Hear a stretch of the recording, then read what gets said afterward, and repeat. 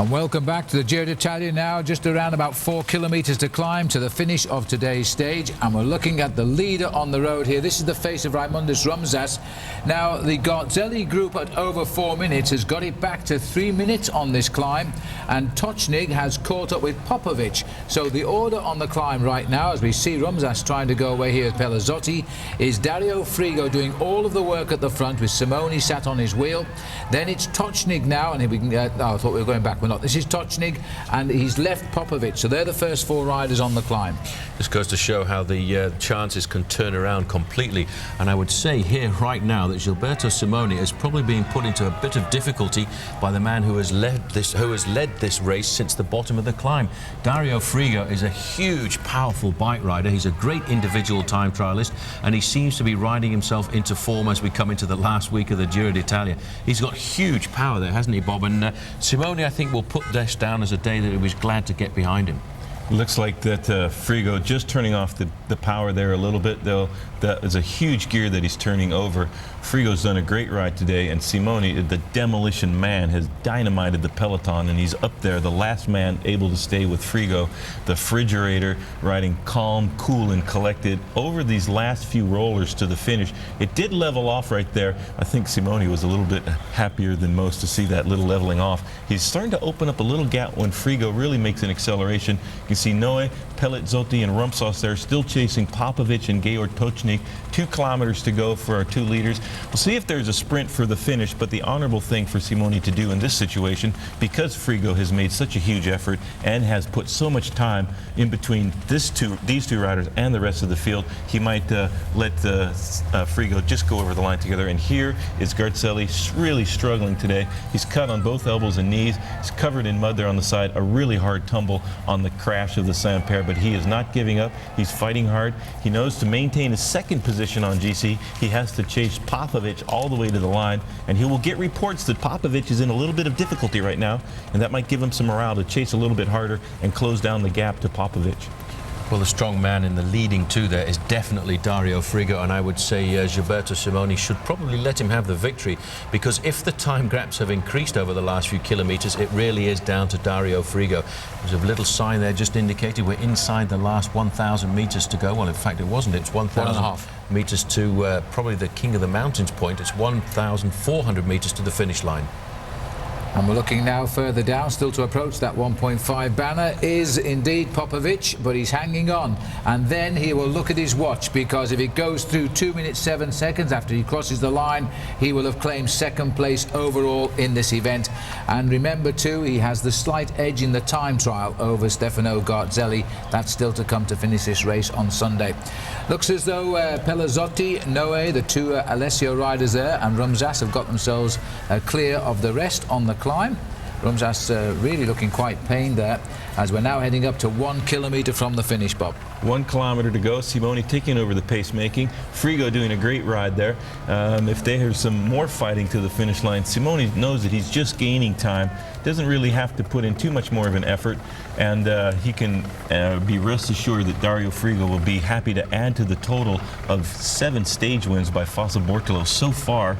Gonzalez winning the time trial, and our sprinter of the race, Alessandro Patacchi, winning 6 stages himself. So I'm sure Dario Frigo would love to add 1 more stage win for the Fossa Bortolo team, who have had a fabulous Giro. But you cannot take anything away from Gilberto Simoni. He is the man of the hour, and he's doing a great ride. He's annihilating Stefano Garzelli right now. Well, he certainly owes a vote of thanks here to Frigo's fine riding, because it's pulled Simoni away from the rest of the field. Remember, Simoni's been the attacker in all of the mountain stages so far, and today he's just working hard with a man who's been inspired. 5 wins this year so far for Dario Frigo. Now, there is a 20-second win bonus, and to make things safe, Simoni might go for it, although I feel he does owe a little bit of a debt of thanks to Frigo, and in the law of the jungle out there, he might try and desist from winning the stage, and for that reason he's leading Frigo now to the line. Frigo has had 20 career wins, so it could be his coming of age party here with his 21st win of his year, of his career rather, at 29, nearly 30 years of age. There's the sprint. I don't think Simoni will offer any resistance here, because Frigo has been the man of the mountains. Oh dear me. Well, I don't think he's going to have any chance to offer any resistance, Paul, as Frigo comes clear for the win, and Gilberto Simoni, I think, allowing him the gap there, because he was the man of the mountains today, no doubt about that. He gets the win. 5 hours 23 minutes, a tough day today, and the Maglia Rosa, even though Frigo has won, will increase his overall lead over his nearest rivals, and that at the end of the day was all Gilberto Simoni wanted to do, because he's now won't need that time trial on Sunday to make sure of his victory. Well, Gilberto Simoni, I think, had a very hard ride over today's stage, Phil. In fact, that acceleration by Dario Frigo was just making sure that there was no comeback at the last moment by Gilberto Simoni. I think he probably did let him get the win, but I think he was put under serious difficulty this afternoon, because he really looked on his face there not to have enjoyed his big mountain stage, but when he looks back at the overall classification tonight, he will see he's now earned himself a very big buffer indeed. This is the fourth man on the road right now. This is Popovic, and somewhere in front of him must be Tocznik. There he is now coming into the final kilometre. He has done a great ride himself, 7th in the Giro d'Italia last year. I think by the end of today, when we do all the additions, he may well have climbed himself up into the top 5 tonight. This has been the best tour he's ever had, Georg Tocznik, and at one stage today he was quite a long way behind, but he did recover, climbed his way through. He must have passed the Garzelli crashing at some stage and has worked his way right through to the leaders. He tried to go forward with Simoni. He couldn't help him. He was dispatched backwards at the bottom of the climb. He recovered enough to catch up with Popovic. You see, if you can find the strength and you just hang on and you suffer, the body changes in the mountains, and then all of a sudden you're going well again. And Georg Tocznik finishing 3rd today, a crucial finish for him and a good result too for his German team. Gerald Steiner in a race which is being dominated by the Italians, and the way he's coming home now, totally inspired, like all wise men, looking over his shoulder briefly just to see if Popovic was having an inspired finish as well. But Popovic, when he crosses the line, he's looking for that clock to go on another 2 minutes and 7 seconds, because that will mean he is up to 2nd overall. Look at the time gap that the two men who crossed the line in 1st and 2nd place have put over the rest of the field. The man who's coming up to the line in 3rd place here, Georg Tocznik, he's going to move over Raimundus Rumsas in the overall classification tonight, but he's going to lose himself around about 2.5 minutes, and all of that time gap came around on the final climb of the day. He still has got to dig very deep. At the end of the day, there's going to be some big time splits this afternoon. Tocznik coming up to the line, still battling to get himself over the line there, and as we said, Phil, look at that time gap, 2 minutes 36 seconds. Popovic should be the next man home. Well, that's the one we're going to look at, but 2:36 is a big gap. Here comes Jaroslav Popovic. You have to admire this man simply because he attacked a long way out today, went clearly into the lead. He's one of the youngest riders in the race at 23 years of age. We think he's claimed 2nd overall. We won't know for another couple of minutes yet, but this man wasn't afraid to attack what is undoubtedly the hardest stage of the race. And okay, his legs gave out. Paul thinks, being young, he didn't eat enough food. He got a little bit of into trouble in that respect, but he comes home now, and his time starts now, 3 minutes 12 seconds. So we need to see Garzelli not crossing the line inside 5 minutes and 19 seconds or so. That's absolutely spot on. It looks as if we've got a slight problem with the picture breakup, and it looks as if we may well have just lost picture a moment coming from Italy. And this is always the problem when we've got a live TV broadcast, but we do know that Gilberto Simoni has extended his lead in the overall classification. Well, we're looking here at our caption card, so you may as well come back and join us in the studio, everybody. We're sorry about that. At least we got the winner over the line for you.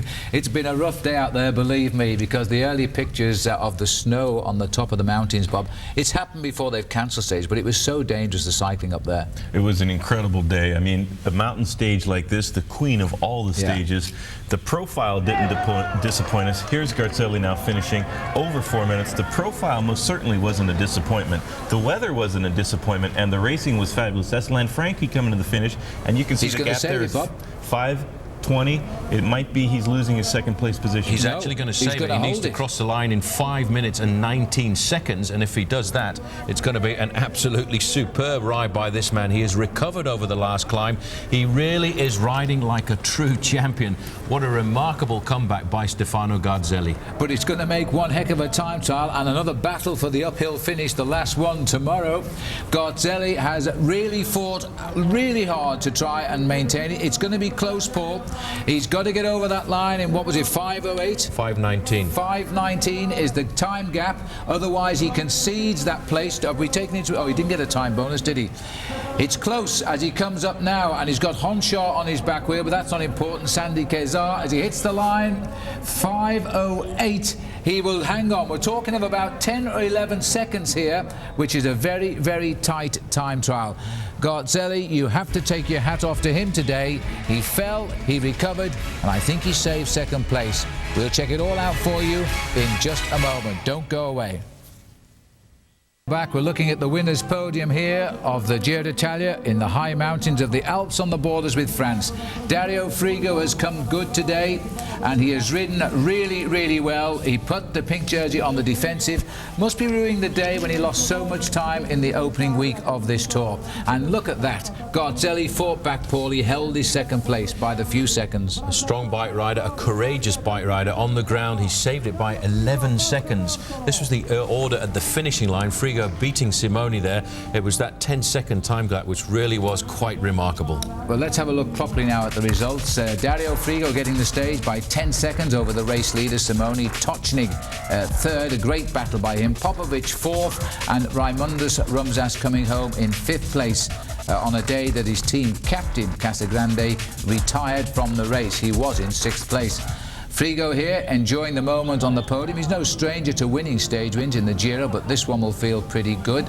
And we'll find out that there'll be a great battle in that final time trial. Let's have a look at tomorrow's route, because we're nearly out of the mountains, but not quite. Tomorrow there's only one climb, and it comes right at the end. It's the fifth stage. We've finished on top of a mountain, and stage 19 will be the last time this year. Then after that we've got the weekend, of course, with a flattish stage and a time trial. There's the route tomorrow. Cascata del Toce, 1,675 metres up to the finish. Simoni seemed to have a rough ride today, but you know, we always say in a big stage race, you always get one bad day. Maybe that was today. We'll be back with you at 9:30 tomorrow morning, as usual, with our live coverage. Still waiting for the arrival here of the race leader. No, I think we're going to see Frigo come out first of all again and take the rewards. This has been quite amazing here. This is the Trophy Torriani, which I think every Italian cyclist would be proud to receive. Torriani was the great organizer of this event till he passed away, and a nice round of applause. Yes, Dario Frigo receiving the trophy from Vincenzo Torriani, the organizer of the Giro for so many years, from his son Marco, who is now the organizer. He's just off the podium there, and Dario Frigo is going to be covered with lipstick at the end of the day. He's receiving so many prizes. Glorious day of racing, and Dario Frigo, the man, but Gilberto Simoni saving his jersey for another day, and I don't think his lead now is assailable at all. He put a lot of time into Garzelli and Popovic as well.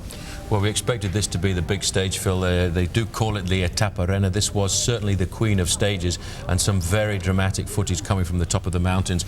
There will be bike riders, Phil, coming up to this finish line probably for the next half an hour or so. So much was the damage done by the attacking ride today done by Gilberto Simoni. And we're still looking out possibly here, while we've still got a few minutes, whether the Marco Pantani comes into our view. The time has ticked by now. Over 10 minutes has gone by. And Marco Pantani today crashing out, which we're all extremely sad about. This is one of the Domina Vacanze riders coming in. It's been a tough day today, and I hope that Pantani can make it, Bob, but he's no longer a contender now, that's for sure. Well, he did have a very heavy crash. It seems nothing was broken there. He got back up on his bike, and that's a great ride for Pantani. It would have been easy to drop out. He decided to carry on. We'll see how long it takes him to get to the finish line. One of Mario Cipollini's teammates coming to the finish line there. Here's a replay of the finish. I think Dario Frigo thought that Simoni might give him the stage, but didn't want to take any chances at all and jumped him hard to the line. Great effort. Another big mountain, though, to climb still in this bike race. Here comes one of the Kelme riders up to the finish. Simoni getting another pink jersey. I think we'll see him at this point anyways. Huge lead. Here's the overall situation. 7 minutes and 8 seconds to Garzelli and 7:19 to Popovic. It's going to be virtually impossible to wipe out that gap for Simoni at this point. Bigger than we ever imagined. Yeah, we never imagined he would win the Tour by 7 minutes, but he's had never a bad day. I think we had a bad day today, but then he was one of the last two anyway, so it didn't really reflect, did it? But in all of the mountain top finishes, he's either finished first or second, and if you can do that and ride a solid time trial, you're never going to lose a race of 3 weeks, that's for sure. So 9 days now in the pink jersey for him, and look at that, 7 minutes 8 seconds over Garzelli. Garzelli's not going to feel too happy because he's only 11 seconds now in front of Popovic, and Popovic might beat him in the time trial. Noe falls away to almost 10 minutes. Frigo now comes from 13th up to 7th. That will be his finest ever finish in the Giro, albeit 12 minutes 20 seconds back. But I think today was a big raid by him, and he deserves plenty of congratulations. He was a strong man of the game today. He really went out and he had to take a few risks to get himself back up to Gilberto Simoni, but Simoni really rang true, Phil, on those climbs. He did go out and attack. I think probably suffered because of the weather conditions this afternoon and the fact that he's in absolutely superb form right now, and certainly very thin indeed. He'll be happy at the end of the day with that 7-minute advantage because he now knows he can go into the final time trial with not too much to worry about. But let's hope that bad day today was his only bad day in the Giro d'Italia, because tomorrow again is another mountaintop finish. It's all the warm clothes on there, Bob, as they drop away. There's another look at that classification. Rumsas, the only one from Lampre in the frame now, because Francesco Casagrande retiring today. Rumsas' time gap, although in 6th place, is what Marco Pantani had, with a difference of 5 seconds at the start of this day. But poor old Marco crashed, as far as we know, has continued to the finishing line, but we'll have to wait for the overnight results to check on exactly where he has finished. It looks as though the cameras have yet to pick him up. This man was in the thick of the action when he came forward in the group which contained the pink jersey with 2 mountains to ride, and he cut his way through to the front with Simoni and then did all of the work all the way up the finishing climb of 20 kilometers or 12 miles. And if you're going to do all the pacemaking, I think at the end of the day, even if you are the race leader, you're going to have to say you can have the stage, and I think that's probably what happened. Well, don't forget all the up-to-date information on our website, so you can catch up with today's results there, olntv.com. And thank heavens we didn't see any of this on the stage today, although poor old Marco Pantani and Stefano Garzelli didn't make it on a left-hand bend. Let's hope they both made the finishing line. The race tomorrow, remember, is the last mountaintop finish of this year's Giro that dug into the depths of his courage is Marco Pantani. Great ride, if you ask me. The skills perhaps a little bit rusty after over a year outside of competition, but Pantani not able to negotiate the very tricky descent from the Saint-Père to the last descent before the final climb. Crashed on a corner. It looked like he was holding his collarbone. That oftentimes indicates that there's been a break in the collarbone, which happens very frequently in cycling, just because of the pressure put on it when you crash. But he did remount his bicycle. He did get back, and that was probably the best thing that he's done. The skills might not be there, but the desire still is. It was good to see Pantani fight on to the finish. He only lost 4 places on GC. 14th won't be his best effort in the Giro d'Italia, obviously, but it's a good start on his road back to some form and fitness. Absolutely. And Stefano Garzelli, by the way, is the rider who is being blamed for the crash, taking out Pantani. He too fell. Of course, he recovered, and he still holds just that 2nd place overall. This is the man, though, 9 days in the leader's pink jersey now, and if he holds it all the way to Milan, he'll have had it for the best part of 2 weeks. And let's have a look at the overall situation. As you will see now, Garzelli has fallen away to a distant 7 minutes 8 seconds, but up right behind him, Popovic now still looking for 2nd place. Tocznik also rode well yesterday to claim a top 5. Rumsas, he dropped from 5th down to 6th. Frigo came up into 7th after winning the day. Completing the top 10 there is Vladimiro Belli, who always seems to ride well in the mountains. Sadly, Pantani slipped away from 10th down to 14th. I'm surprised he didn't lose more, but he's a strong man and very brave at that. Paul, the last day in the mountains, the sting really is in the tail today. It certainly is. They always manage to do that at the Giro d'Italia. They keep the suspense right up to the very end. And that's that's the way the stage looks today, really, because there is only one major climb, and it comes right at the end of the longest stage of the Giro d'Italia so far. Leaving Canelli this morning, the riders ride 239 kilometres, almost 150 miles to Cascate del Tocce, and the final climb of this year's Giro d'Italia. Look at that. It rolls along at the start for 190 kilometres, and then it's 40 kilometres uphill to the finish. It's not a massive climb, but it does go up to 5,500 feet in altitude. Thank you very much, Paul. Well, this is a look back at the start this morning. The riders are approaching the finishing climb itself right now. They've been riding again pretty rapidly. A very enthusiastic crowd, the battle wounds here. This is the new leader now, Garzelli, in the points race. He was in second place and never dreamt he would become the leader because Alessandro Patacchi, you know, had a race-winning lead there. He was in tears last night, said he never slept at all. He couldn't believe he was out of the Giro, eliminated. 50 minutes behind he was yesterday. And so the organisers stuck very much to the rules of the race and kicked out an awful lot of riders. It's many, many, many years since we've seen so many riders out of the Tour. So this is where we're going to, right up on the snow line, 5,500 feet, the finishing climb. We're looking down on the riders. We have a breakaway. A small group has been clear for much of the day. The peloton, though, is far from out of touch. We'll take a break and come back for all of the action.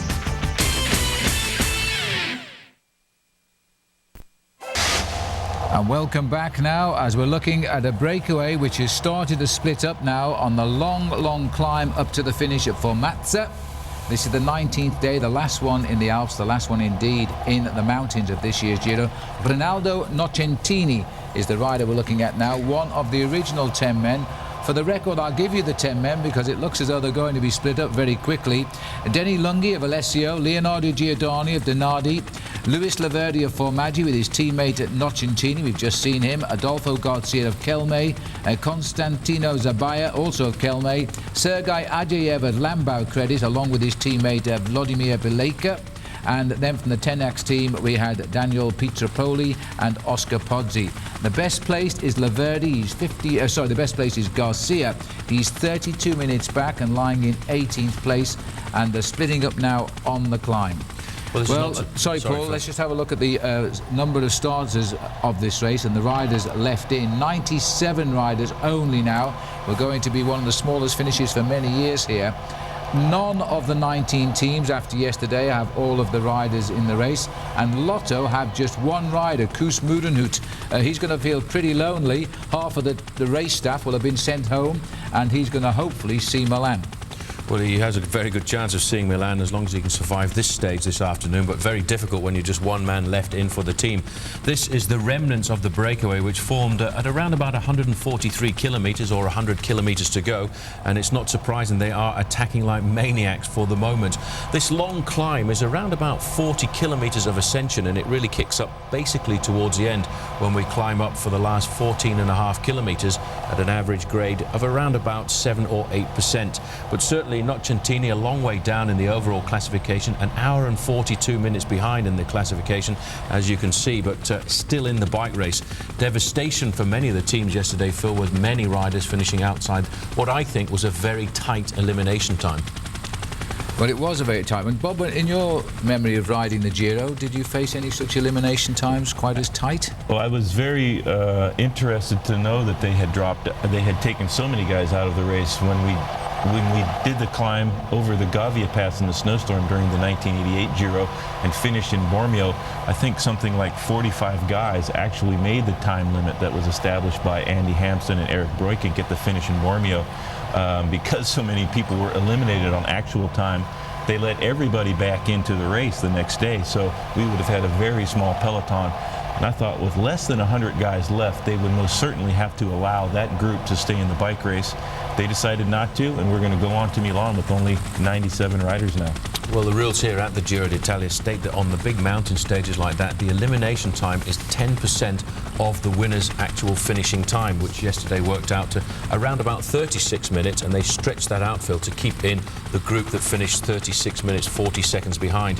They in fact stretched it to 11%, but they do have the ability to put in a 25% elimination time in days when the weather conditions are very extreme.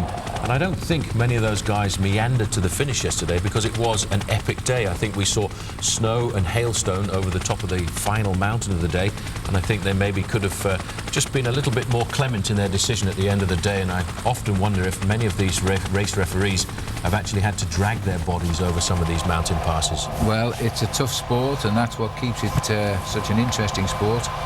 The rules on occasion are applied rigidly. I have to say that had they not slightly extended the time limit, which they did do, they would have also eliminated Magnus Bagstedt, amongst others, who seems now set to win the Inter-Giro competition for his Fatka team, who also lost men yesterday. They had a full team in this race. All of a sudden, 5 of the riders out yesterday, only 4 of them now continuing to the finish. And there would have been at least 2 more, Bagstedt and Julian Wynne, if the elimination had been applied to the full. So some were lucky and some weren't. The answer is you try your best and you hope you survive.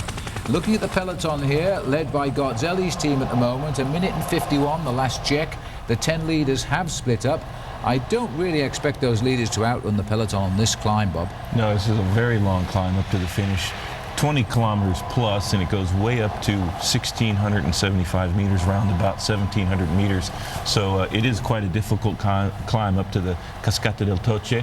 I'm surprised to see the riders from Garzelli's team on the front of the bike race. I think that should be left up to the Saeco men, but maybe he's chasing some points for the purple jersey now that he has against Jan Svorada. I'm sure Simoni will be very happy with the fact that the Vini Caldirola team is doing the tempo. He lost a couple of riders yesterday, also Dario Pieri most especially, and Fabio Sacchi, 2 very strong bike riders. Only a couple of days left though before the time trial, so Saeco in good shape, and I'm sure Simoni is happy to have Garzelli's men doing the tempo.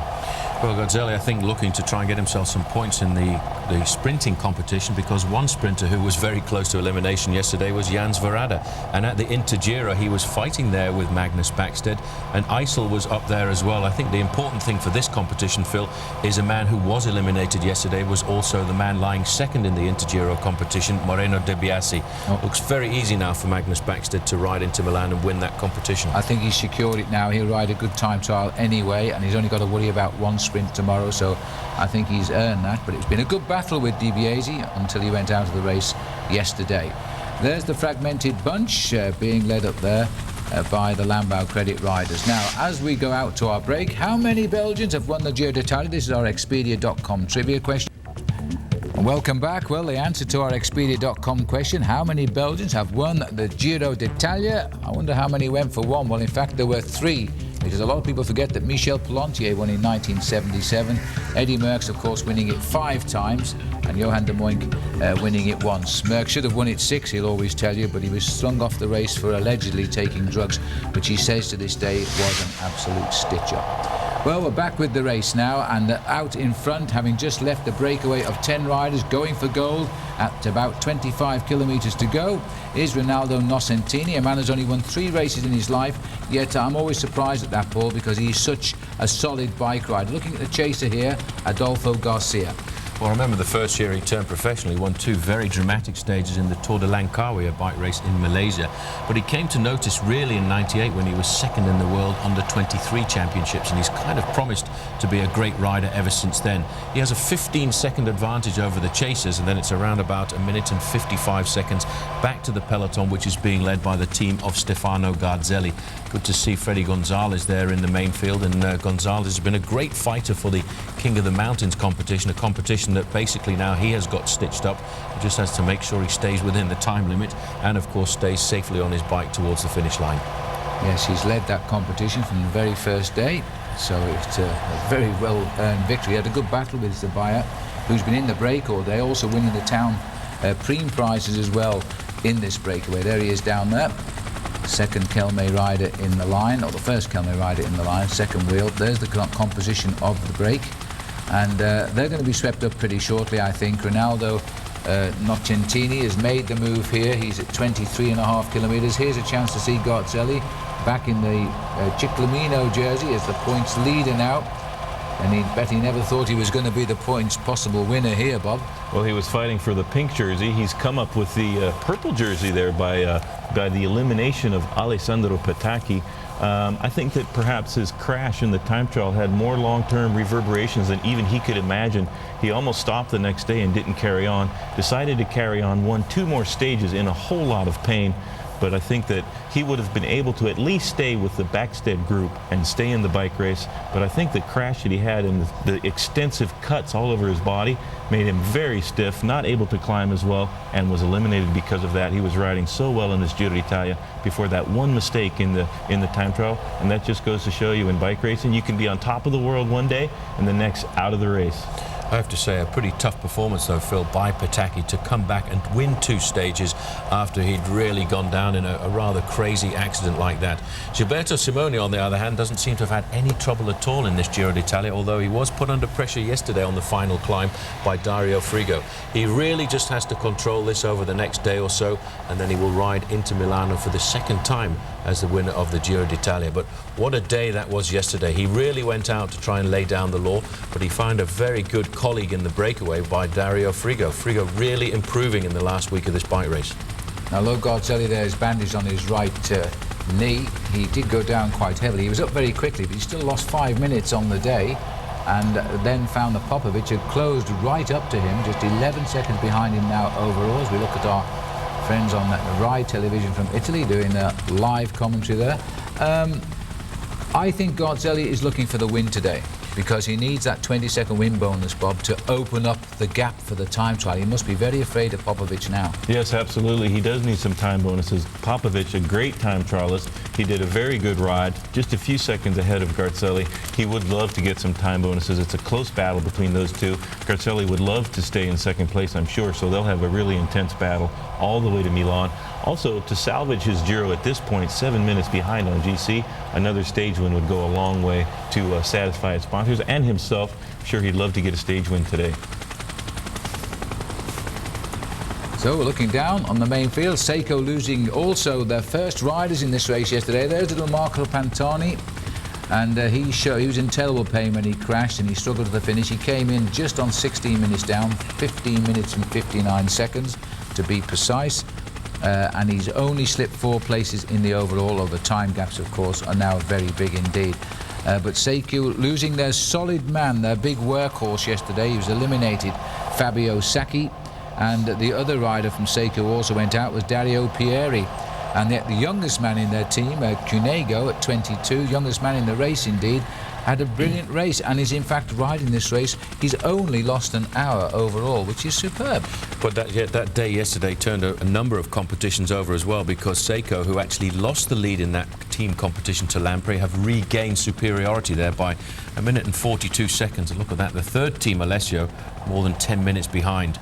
They really have been a solid team in this bike race, and they will also be rather sad about losing the big man Dario Pieri, because he is such a big, strong bike rider. I think a lot of riders probably thought they had made it all around the 3-week bike race and were very surprised to find themselves eliminated at the end of the day. That looked almost like Tom Steele's there at the finish line. Just a brief shot that may well have been the Belgian television getting a chance to see Steels, who this year has started to win bike races again, as we go back to Nocentini, who's really only holding a slight advantage, Phil, over the chasers, and I have a feeling that the main peloton should catch them up before the summit. Running scared right now and is keeping a very fast tempo. This is a very quick climb, this, even though it takes us up to 5,000 feet. 20 kilometres to go for Nocentini. This man might have some say in whether he wins or not. We'll take a break. July the 5th. We're now looking at Stefano Garzelli and his team trying to keep a very high tempo here in the determination to pull back the lone leader. It's still Ronaldo Nocentini. Now, Bob, as we look here, 19 kilometres to go, many people have been coming onto our website at olntv.com to ask us questions about what is this little box on the fork stays of the bikes. That's the transponder you can see right here. That's Nocentini's bike, and they use that a GPS system to monitor the progress of everybody in the peloton. They time the climbs, and they also take the time at the finish of each rider so they can get the overall time to go up one climb. For example, Alpe d'Huez is used quite frequently. Lance Armstrong going quite fast with that. Here is Nocentini. He's just gone through the 20K banners, and it's a good little unit, especially when we get the time gaps that we can show on the TV screen. We know exactly what they are all the time. You can read about that and everything else on OLN TV. And there's Garzelli's team still chasing. Okay, thanks a lot, Bob. Well, that's how they find where the riders are. The only snag is the system doesn't work if a teammate gives that bike to another rider, because then the wrong transponder's in place. However, the field is closing down. They're not exactly running at him. Just about 1:21. Remember, this is the longest stage of the race this year, a massive 239 kilometers, which in miles, by the way, is 149 miles. So although the riders are running on a 34-kilometer-an-hour schedule, they started quite early this morning and are having to work pretty hard to get up to the finish. Then they'll have a nice rest day, or a rest afternoon rather, late afternoon, before they face up to a flattish stage tomorrow, and then the big time trial in Milan. This is the last day in the mountains. Beautiful countryside. The weather pretty much perfect for cycling today. It's not too hot up here, but no threats of snowstorms and hailstorms like we had yesterday, where at times it became bitterly cold. The peloton, and there's a nice little etching for you. Goodness knows how they did that, Bob. Crampons definitely required for that.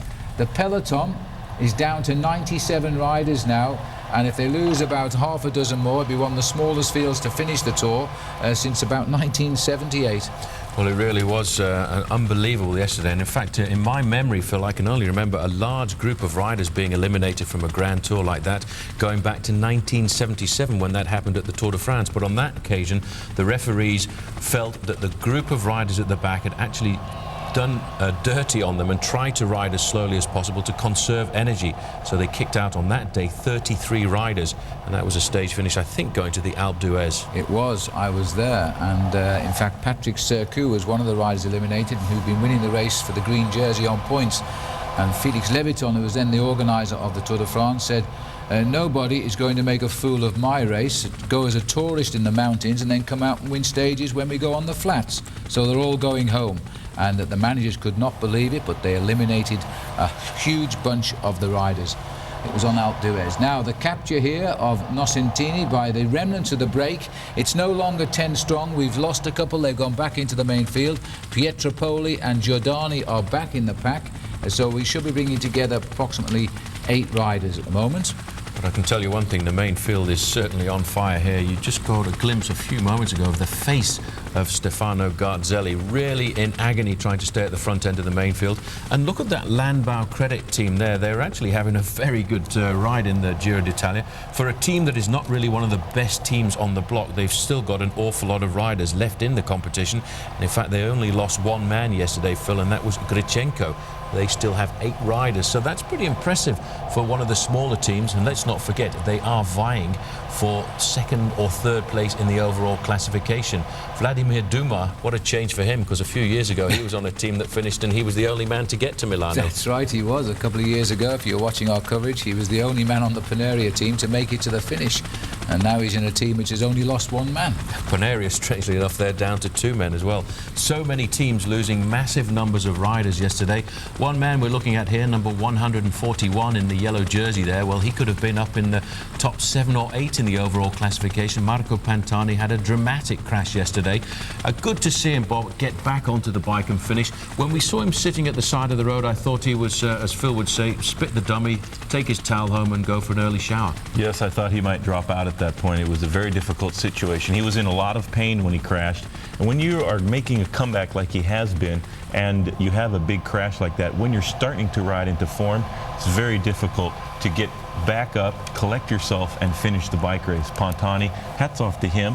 I think, however, when I threatened to eat my hat if he finished on the top 3 when we got to Milan, I think he might have been conserving my hat for me. So thank you to Marco Pantani. And I think he'll carry on in this race, and he's doing a good Giro, and hopefully the rest of his season will go smoothly, and he'll get back up to the top step of cycling. So looking at the rear of the peloton here and just tapping along at the back there is Kinziato, one of the Italians on the Lamprey squad. But there's the 4 leaders for you. The rest of them, I think, will be shortly swept up by the peloton as it continues its relentless charge up this beautiful map.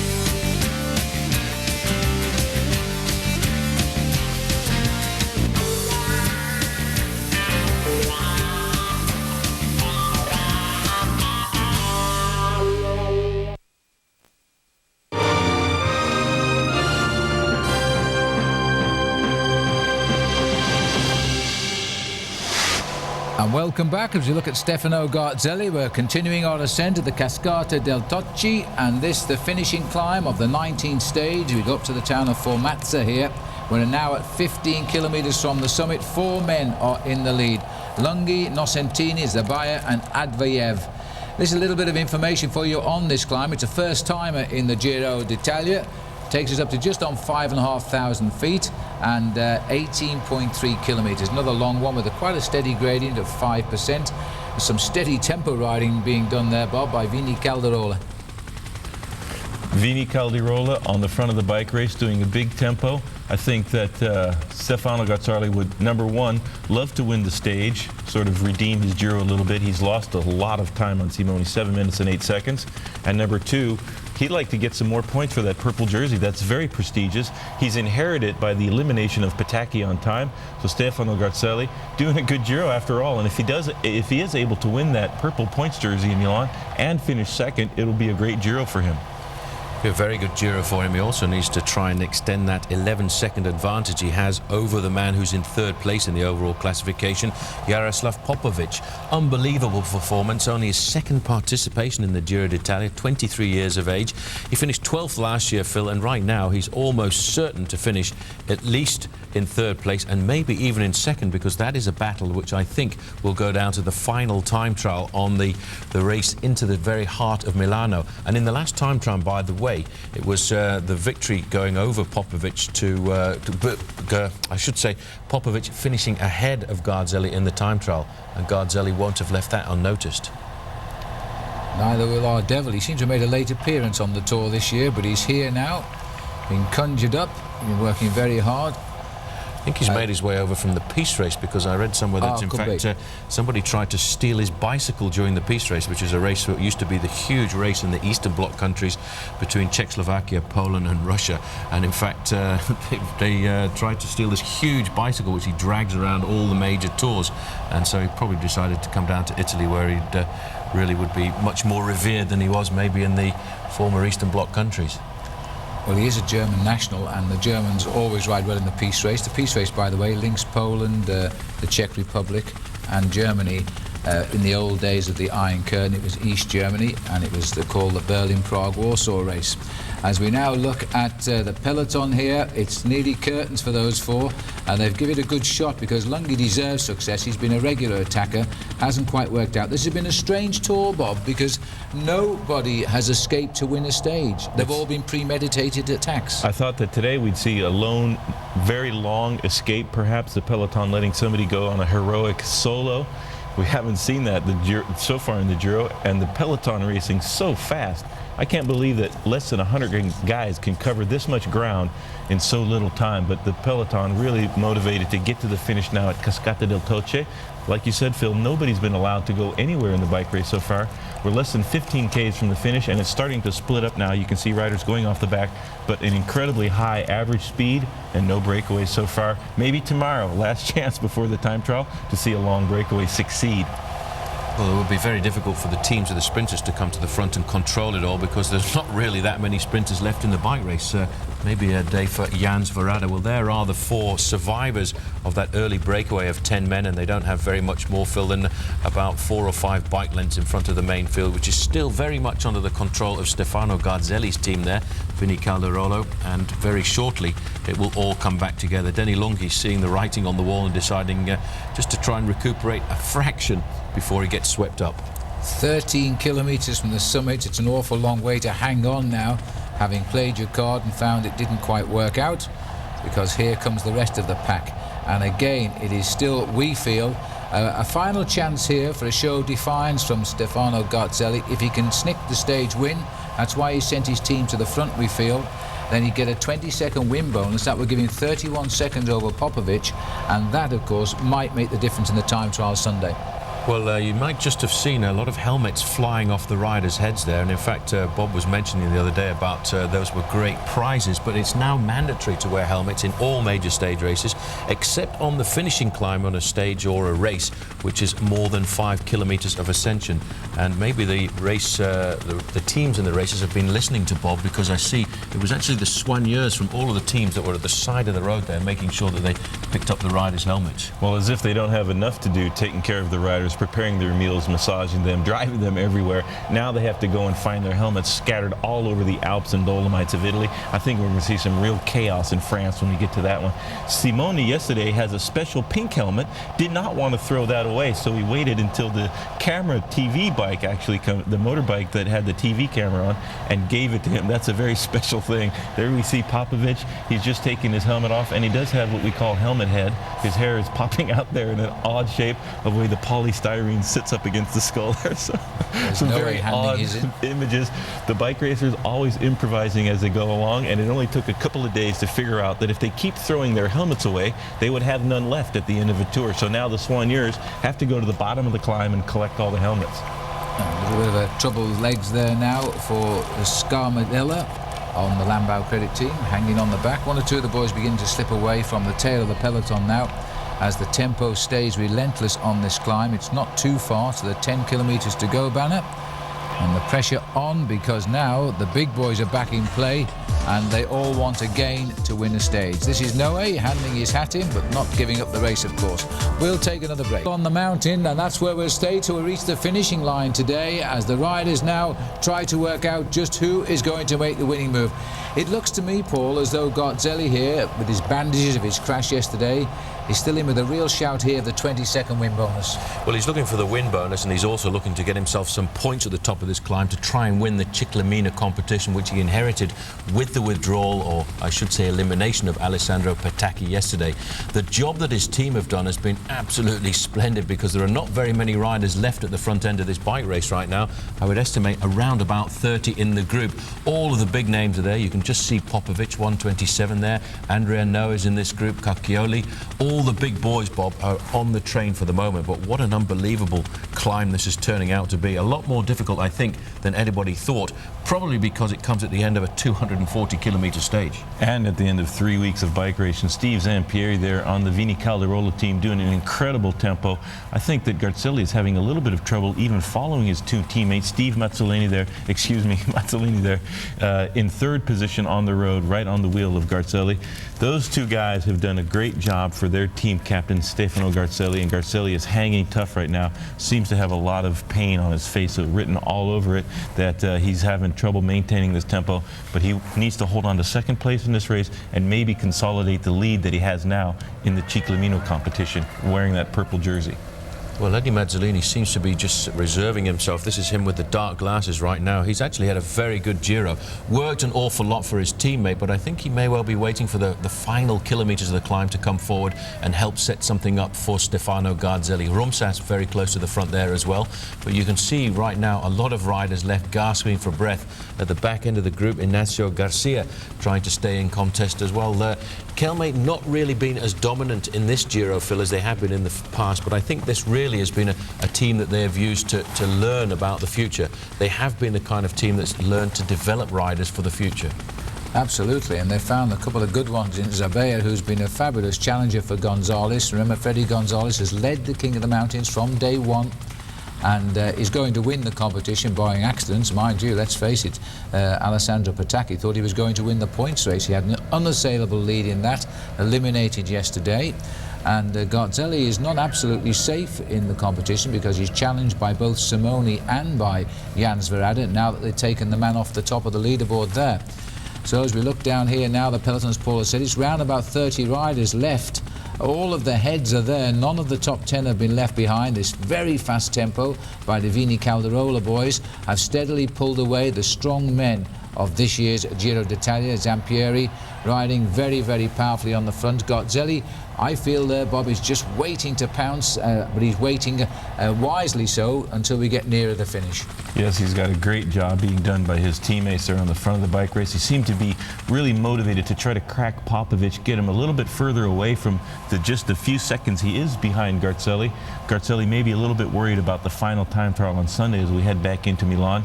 Popovic did beat him by a few seconds on the last one, so that competition for second place is going right down to the wire. You can see just a little bit further back, Popovic is in the white and red jersey of the Landbau Credit team in about 5th position right now. Just behind him, Andrea Noe. All the men who are in the top 10 in the overall classification, very present. I think Gilberto Simoni, Phil, will be quite comfortable with the situation on the road here right now because he doesn't really have to attack anymore. He can just sit back and observe the rest. He has a big enough buffer to go down into Milano for the final time trial. Well over 7 minutes lead over the man in second place in the standings, and that's the man just on the right-hand side in the Chiclamen jersey there, Stefano Garzelli. That's right, and when he won this race a couple of years ago, it was almost by the identical margin he has now, just a couple of seconds difference, that's all. There's the beautiful cascade from which the finishing town takes its name. We're in a lovely area here, right up in the north of Italy. It's known as the Natural Park of Paradise. It's where the vultures fly here, a very rare bird reintroduced into the area up here. And also where the ibex, I believe, is wild up here, Bob, with its big 3-foot horns. Yes, the mountain goats of Italy, and then some of the human form right here on the slopes of the last climb, the Cascata del Toce. We just saw a sign, Auguri Andrea. That's the Gran Fondo Adriano Dazan, the great supporter of Italian cycling. He was a commentator for the Rai TV for many, many years. He loved all these bike racers. They were all very good friends, and now he has a touring ride named after him. Andrea Noe is getting some cheers and banners from the crowd also. Il Brontolo, the grumpy one. But when the road goes up, he gets a little bit happier and he starts attacking. Noah's doing a great Giro. He has no obligations to help anybody else, so he's riding way up in the classification as of now. He's a great bike rider, Phil, I have to say. What was the grumpy one in Italian? Il Brontolo, Andrea Noe, yes. We must remember that when we speak to Bob tomorrow, Paul. Especially first things in the morning. That might be a good name for Bob, I think. Okay. Well, there's back at the bike race here, still Stefano Garzelli's team doing a splendid job at the front end of the peloton, which is not really very much more than 30 bike riders. Just on the left-hand side there, the rider in the blue jersey is a British rider by the name of Charlie Wegelius. He very luckily got into the right group yesterday, Bob. I think many riders who got into that group that finished 40 minutes behind must have felt that they were going to finish inside the time limit, and it really was, I feel, rather severe because of the weather conditions and the severity and amount of climbing to do. And I had a quick look at the Tour de France rules, and on a stage like that with the high average speed, well, in fact, the elimination time would have been closer to 15%. So even the man who finished last, Alessandro Patacchi, would have been left in the bike race. Bit tough maybe for the referees. Pretty hard call for the referees. They want to stick to the rules as best they can, as fairly as they can. Very hard stage. They want the riders to continually to honor the efforts of all the bikers that have gone on before them. So eliminating 35 guys yesterday, including Alessandro Patacchi. A lot of our sprinters are already at the bike race, and there's almost none left. Only Jan Svorada is the last sprinter standing at this point. And Bradley Wiggins, also one of the 3 British riders in the race. He was in the group that was eliminated. And I know he'll be very upset about that. He was hoping to have finished his first big 3-week stage race, and you get within 3 days of the end and you're out. It's hard to take, but he's young enough to take it on the chin, and I'm sure he'll come back. 10 kilometres to go now. It is still anybody's race from this group. Charlie Wegelius, they're just holding them all up there, riding by Scott Sunderland, who's had a wonderful tour, to say the least, and he should have been a top 20 finish. He's a little bit of bad luck on the way, but even so, he's still right up there. There's a lovely picture for you. We'll take a break. We'll be closer to it when we come back.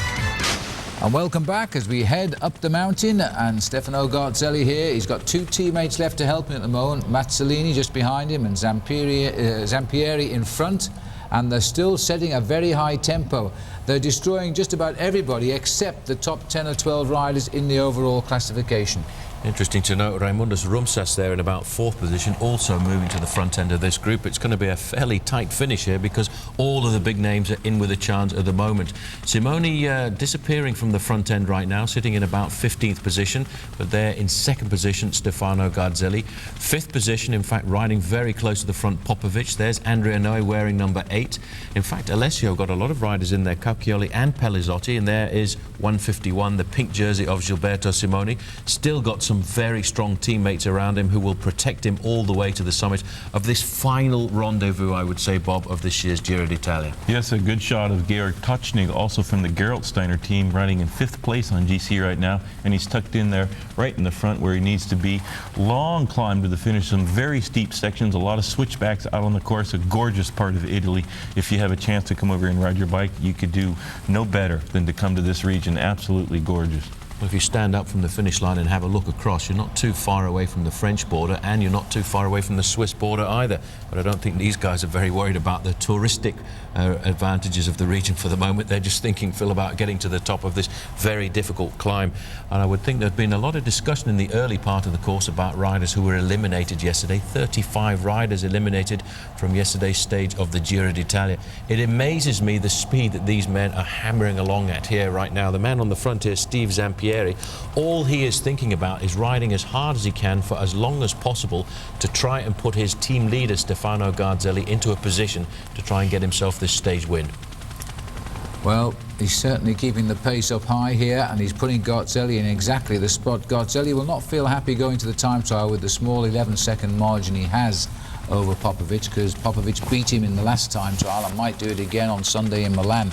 So he might want the small time bonus on offer. But the beauty of this region, I know that many people watch television not because of the cyclists, but to see where they go and then plan their holidays. That certainly is true of the Tour de France, because the riders and the organisations do penetrate some of the most beautiful parts of the region.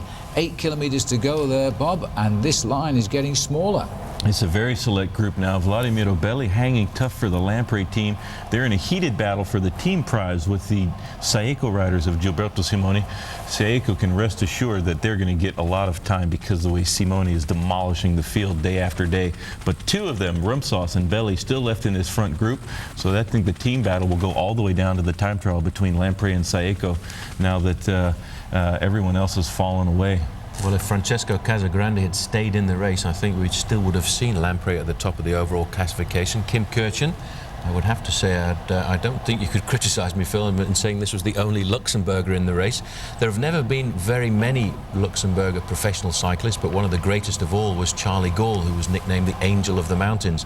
And I think he was one of your early childhood heroes, wasn't he? He certainly was. He's a bit overweight now, but he's still around, and we still see him occasionally. We saw him at the start of the Tour de France when it was in Luxembourg. And Charlie was unbelievable in the mountains, won the Tour de France and the Tour of Italy over the years gone by. Face there on Gilberto Simoni. Doesn't seem to have a worry in the world right now. Very calm and collected, quite happy, I think, just to let others do the pacemaking at the front end of the main field. We are going right up to the summit, and those cars you can see parked down there are all the spectators who've come out to see this bike race. It really does move an awful lot of spectators, the Giro d'Italia, doesn't it, Bob, as we now go into 7 kilometres to go. That shouldn't really take very much more than around about 10 minutes of racing, I would think. Well, when Pantani starts to race, well, all the spectators come out to the races. They absolutely adore Pantani in Italy. They love it when he's racing well, and hopefully he's back in the race after a tough crash yesterday. He sat on the road for quite a long time, got back up, and he's still hanging tough in the middle of this group right here. Well, there was a discussion that he wasn't sure whether he was going to start until this morning, because he did suspect that he might have broken or fractured his collarbone. He was at the side of the road for an awful long time and ended up finishing 15 minutes behind and dropping out of the top 10 in the overall classification. There is Simoni in his pink jersey, and moving up now, Dario Frigo, who had an excellent day yesterday and seems to be getting stronger as this bike race progresses, and maybe he will be able to go on to the Tour de France. Here's the man who's questionable at the Tour de France. Very brief glimpse there of Marco Pantani, and the two men in first and second place overall. Looks as if Stefano Garzelli on the right hand side is suffering just a bit more than the man who's leading the bike race. Now look at this here. I think these guys just sprinted clear. This is Pietro Cauchioli, and on his tail there is Kim Kirchen, the rider we've just seen from Luxembourg, because they've just got ahead. There's the peloton. You can just see the two riders just out in front. So I think the fun and games are about to begin now, because they will shortly kick up as we head up towards the finishing town. It's been like a mountain road through a valley so far. Very high-speed riding, big gears, but it will get steeper as we climb now towards the summit. Now this is the first of the attacks. We're going to see how it all happened. This is it. So there is the man who finished third last year and started this tour as the highest placed rider in the event, from last year. Hasn't really figured too well, Cauchioli, this time. Well, he has won stages in the Giro in the past, and I have to give good points there to Kim Kirchen, because he was very attentive. He was waiting for somebody to move off the front. He kept himself in a position where he couldn't get boxed in, and as soon as the acceleration happened, he was straight onto the wheel of Cauchioli. Cauchioli would have preferred, Phil, to get away on his own, but still there's no panic at all in the squadra of Vini Calderolo, of Stefano Garzelli, picking up the pacemaking and not letting these two get too far off the front. So there we are, Pietro Cauchioli now trying to make amends and win himself a stage. The road will get a little bit steeper now as we head towards 5 kilometres to go. The peloton still under the escort of Stefano Garzelli's two riders down there, Zampieri and Mazzolini. And these two are trying to make it to the line first. Well, what they have done now is, as Paul says, light the blue touch paper very shortly. I wonder what this man's thinking, Marco Pantani. We'll take a break. And welcome back. Our two riders are still clear, Kim Kirchen and Pietro Cauchioli. 5 kilometres to go. It's all uphill to the finish today. We've still got some tunnels to come as we get near the top, as we get through, because the waterfalls there are the roads protected by tunnelling, which I think is grassed over, Bob. Yes, a bit of grass, and it's this very high mountains here. They have a lot of the snow sheds over the roads to protect the roads in the wintertime from avalanches and snow coming down so the cars can get by. The bikers shouldn't have any trouble with the snow today, even though yesterday on the second to last climb. And here's an attack by all of Italy's hero, Marco Pantani, going off the front. That's a great move from a guy who was down in the dumps yesterday. On the ground, full of cuts. Look at this, Simone's not letting him go clear at all. He's not making too many friends, Marco Pantani, with this move right now. And rather surprising to see that Gilberto Simoni, who doesn't need to chase down Marco Pantani, is in fact setting the tempo to nail him back. Maybe memories of the Giro d'Italia back in 1999. Well, when Pantani was so emphatically leading that race up to the stage in the Dolomites, Pantani taking the victory away from Simoni when Simoni was a much younger pro, this 4 or 5 years ago, and he was trying to win a stage desperately for the Ballant team and give himself some future possibilities sponsorship-wise, because that team was going to fold at the end of the year. Pantani denying Simoni of that stage win, and now maybe Simoni is remembering that and giving Pantani a little bit of payback. And it looks like Dario Frigo has closed the gap and is on the wheel of Pantani, along with Belli. It looks like Valimiro Belli in third position, and there's Simoni in the pink jersey, and I think it's Pellizzoni on his wheel. Well, I think they've got Garzelli in trouble. I think there's a gap there just behind. Now, we've got to look for the location of Popovic at the moment, because he's locked in that ride for the second placed overall. As again Pantani turns the screw a little tighter. Simoni, Pellizotti are the two riders nearest camera. Belli is one in front. Well, they just in fact caught the two attackers as well. They're almost in the confusion of that acceleration from Marco Pantani. The two attackers, Cauchioli and Kirchen, were brought back into the fold. So now this is the front of the bike race. That's Kirchen just on the back in the white jersey, but it actually looked as if Popovic has disappeared from this group as well. Pantani accelerating once again, but it seems to me that nobody really wants to let him get off the front. They know that he's the man who will gain an awful lot of publicity if he can get himself the win this afternoon. Let's not forget, in the early part of the Giro d'Italia, which seems like months ago right now, when Mario Cipollini was trying to get into the main field to win bike races, it was Marco Pantani who was accelerating to make sure he didn't come back into the main field. Maybe, Bob, there are a few debts being repaid here. He might be playing the spoiler's role for Garzelli. He's taken him off the back. He's trailed him off along with Popovic. Look at Simoni, though, matching all of these accelerations. It doesn't seem like he's hardly trying yet, and he's just tapping out the rhythm there right on the wheel of Marco Pantani. This is a great ride, though. The Pirate is finally back into the top where he belongs, and I'm sure the Italian public is going to go absolutely crazy as they're seeing these images at home on their TVs across the land. Well, it's a pity he lost so much time yesterday with that very dramatic crash. Lost more than a quarter of an hour by the time he got up to the finishing line. He's got a very strange pedalling action, though, and I've always found it difficult to understand how he can generate quite so much power. He pedals with his toes down as if he is pedaling a little bit too high in the saddle, but he really is a man in the past who was able to really set these bike races on fire on the big mountain passes. Here is Garzelli up alongside Rumsas, so he's doing fairly well for the moment. The important thing is to know the position of Popovic. This is good to see. There's Aitor Gonzalez, 65, he's still in contention, and Georg Tocznik, who yesterday Phil did a fabulous ride. You may have seen those red shorts just on the tail of the leaders. That is Popovic, and Garzelli is fighting here to repair the damage. Just as he'll have seen this attack from afar, here goes Pantani again. I think this is the third time he's put in some pressure, and look at the acceleration. Simoni again paying a personal attention here.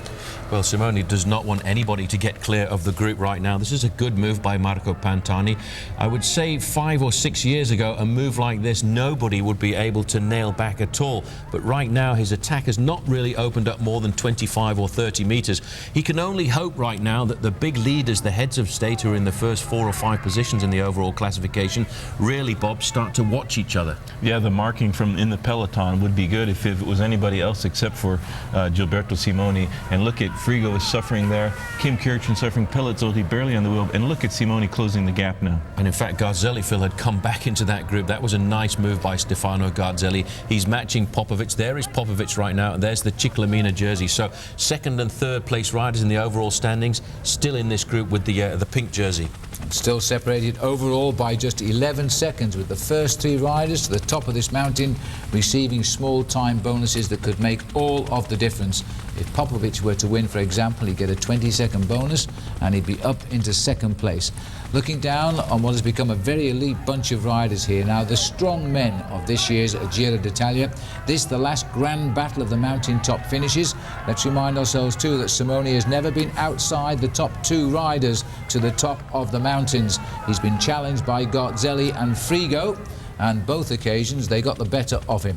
Well, another move coming here. This time it's going to be Pellizotti who moves away for Alessio. They've got 3 men in this group, but it's the man himself in the pink jersey deciding that he will take all of the responsibility of the pacemaking right now, and he's right onto the wheel of Pellizotti, who wears number 9. A great move by Alessio this afternoon. A lot of riders in the front group, but look at Gilberto Simoni. Well, Simoni has come right up to Pellizotti, a little slow to react, but he saw the pink first, I think, just a blur.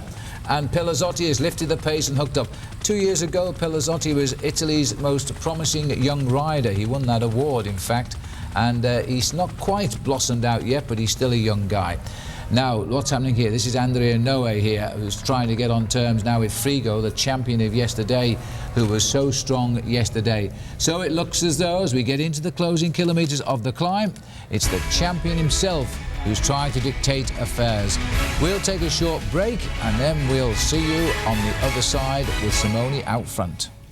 And welcome back. The finishing line still a little way away here, and we're under constant pressure now. Gilberto Simoni himself causing Pantani to take a back seat and being forced to the back of this group. Well, talking there to his teammate Massimo Codol. In fact, 3 riders from Mercatone Uno in that group with Marco Pantani. But these are the 2 leaders for the moment. Gilberto Simoni dancing on the pedals, and he's really decided now to take the race by the horns because he's the man dictating the pressure on the front end. You can see on the back here, Pellizotti, I think, will be very happy to stay in contact with Gilberto Simoni. But the big difficulty is, in fact, this climb gets just a little bit steeper over the last 1.5 kilometres. And this is going to be rather interesting for our coverage, Phil, because we're not going to be able to follow them through those tunnels, and these tunnels are around about a kilometre in length.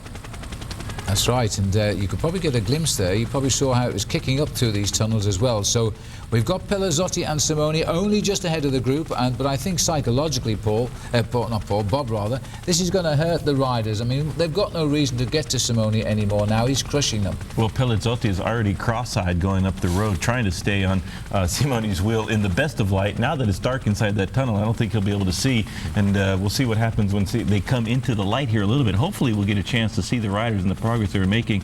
On the front of the group, chasing behind 2 Fossa Bortolo riders, looked like Aitor Gonzalez or Kim Kirchen, along with Dario Frigo, trying to claw their way back up to where Simoni is on the road, but he is absolutely annihilating this field. It's reminiscent of Eddie Merckx. It's so dominant. Well, in fact, Pellizotti still in contact there as they go into the second part of this tunnel, and the chasers here. In fact, this is interesting to note that it's Aitor Gonzalez on the front end, maybe trying to set something up for Dario Frigo, Phil, the winner of yesterday. Well, Aitor really has got better and better as this race has gone on. And look at this now in the tunnel. As we look at Gonzalez, it looks as though a little acceleration by Simoni. This man is now setting himself up for his third big win at a mountaintop summit. Absolutely phenomenal. This is a great ride, and it's a real exploit. This is the way he's dominated this Giro is incredible. We haven't seen this in a long time in a Grand Tour. He's already 7 minutes over second place, and it looks like he might get some more time today. Well, that was a great acceleration. It wasn't really an attack, I shouldn't think, Bob. We didn't actually see it as it took place in the tunnel there, but I think he probably just pressed on the pedals a little bit harder than the man who was in second place behind him. And as you were saying, I think already Pellizotti was a bit cross-eyed, trying to stay with the strongest man in the bike race. It really has, you can actually see from his pedaling action here that the climb has got a bit steeper as we get towards the summit. And once again, the crowds have really turned out to see this day. The final big climb of the Giro d'Italia this year, just 2 stages to go, a flat stage tomorrow, and then the final time trial into Milano. Pellizotti here just wants to try and stay in contact. Popovic here is trying to get rid of Garzelli. Look at the face on Garzelli, unbelievable. This is a huge effort now. This is the 11-second battle here, Bob. Garzelli turning himself inside out, suffering like an animal to stay on Popovic's wheel. So far he's managed to do it, but Simoni is flying up the road with 1 kilometer remaining in another very tough stage. Well, these are the guys in second, third and fourth position on the road. This is Dario Frigo trying to keep himself in contact. Sorry about that. In fact, Pellizotti is still in second. Third on the road is Frigo, but Frigo not too far behind. In that group as well was Andrea Noe. He won't do anything at all because this is his teammate just up the road, but everyone here being completely blown away by Gilberto Simoni. This is the battle here right now for second and third place overall. There you can just see, I think the Ciclamina jersey is there, but he's under pressure. He was under pressure. He left a gap there and it was filled, but not by him, and I think he's losing ground there. Back to the leader. There is Garzelli. The gaps have opened. Aitor Gonzalez. And then Pantani, who did such good attacking early on, now has paid the price, I feel. But we're going up to the about 600 metres to go for Gilberto Simoni, and riding too strong, 700 it said. It's a long time since we finished a race in a tunnel, Bob. I don't recall ever seeing a finish of a race in a tunnel. Maybe they're allergic to the TV cameras up here. But luckily he's come to the outside edge of the snow shed here, and he's not up against the wall on the inside there. So we are getting some good images of Simoni as he's climbing, looking back, making sure he still has a gap, and pressing on to the finish as we've seen him do every single time the Giro is finished on top of a mountain, with the exception of the Terminillo when Garzelli got just the better of him, and Frigo yesterday. But unbelievable effort. Simoni is the big hero of the Giro d'Italia this year. It's an incredible, epic effort he's putting in throughout the 3 weeks, and now he's really stamping his authority on it. Last chance perhaps to win a stage for him, and he's taking every advantage of that. The Dominator in full cry now, taking the closest approach to the corner there, heading up towards the finish. I don't think he's going to get caught. These boys are not interested in Simoni now. He's already 7 minutes 8 seconds ahead of Garzelli. He could be nearer 8 by the end if he keeps this up. More interestingly now, this is Noe, a small little select group. Frigo is here, Mazzolini, and now we go back to the front, and again, little kick there just to keep going, a bit of a grimace, but he knows now it's his third stage win elect. Well, it's not a problem for him right now. He's looking over his shoulder. I think he's fairly comfortable, knows he's going to win the stage. He's just looking back to see if there is going to be a comeback from those guys behind him, and they are the group here now. Noe, Frigo accelerating. I'm a bit surprised to see Eddie Mazzolini in that group and not looking after Stefano Garzelli, but the man who is really burning up the trails at the top of this final stage here, the final mountain stage of the Giro d'Italia, is the pink jersey himself, Gilberto Simoni. Just a little check over his left shoulder there to see where they all are. And he's got this one. He's going to win it by a few seconds. Frigo has just got clear, I think, and he's coming up there. Yes, just ahead. As he tries now to get second. Here comes the man, though, the real champion of the Giro d'Italia. Bye-bye to the mountains, and another victory for Simoni. Frigo, Mazzolini gets his best finish. The clock's important in a moment when Popovic arrives. This is Noe. Pellizotti, he didn't hang on for that second place, tailed off and passed. He's over in 5th place now. Wait and see. This looks like Vladimiro Belli coming in. Yes, it is. He had a good session in the mountains, and the 6th place finish for him. Now this is Popovic, so this is where we start counting, Paul. Popovic finishing just behind Rumsas at 27 seconds. If 11 seconds go by, and here comes Garzelli, he will have lost his second place overall. Well, it's 38 seconds he needs to get inside, and he's done it. In fact, a fraction, I think 1 or 2 seconds inside. So quick calculation is that it should be still second place for Garzelli. Marco Pantani out on the course. A great ride by him today, Phil. A serious animator. There is Georg Tocznik as well, probably keeping his 5th place in the classification. But I have to say, what a great and brave ride by Marco Pantani this afternoon, because seriously, he did a good job. This looks like Kirchen coming in, the Luxembourger, who attacked with about 7 kilometers. What a great ride and a great show of dominance in the final mountain stage by Gilberto Simoni. A large group coming in here now. Well, the peloton got to the bottom more or less altogether, but they split up desperately as the climb has started. They're many minutes down, many of the riders now. We'll have to calculate, but we think there's a 2-second margin only now between Garzelli and Popovic. Still advantage Garzelli with 2 days to go. As we look out across this beautiful natural park here, Paradise Park, there is the order of the finish, 3 seconds Frigo. And as I say, Popovic in 27 seconds back in 8th place. So that is most interesting. The riders continuing to come up to the summit here now. Baranowski, I think it is, making his finish there. As we look at big time gaps here.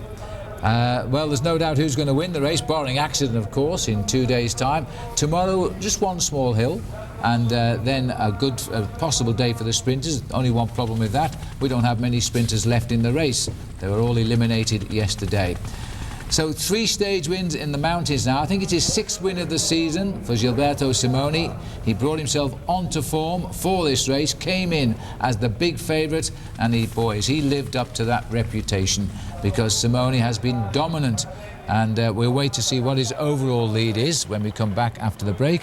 So don't go too far away. We'll update you on all of the classifications. Simoni also should be the new leader of this race, on points as well as on time. We'll know soon. We'll take a break.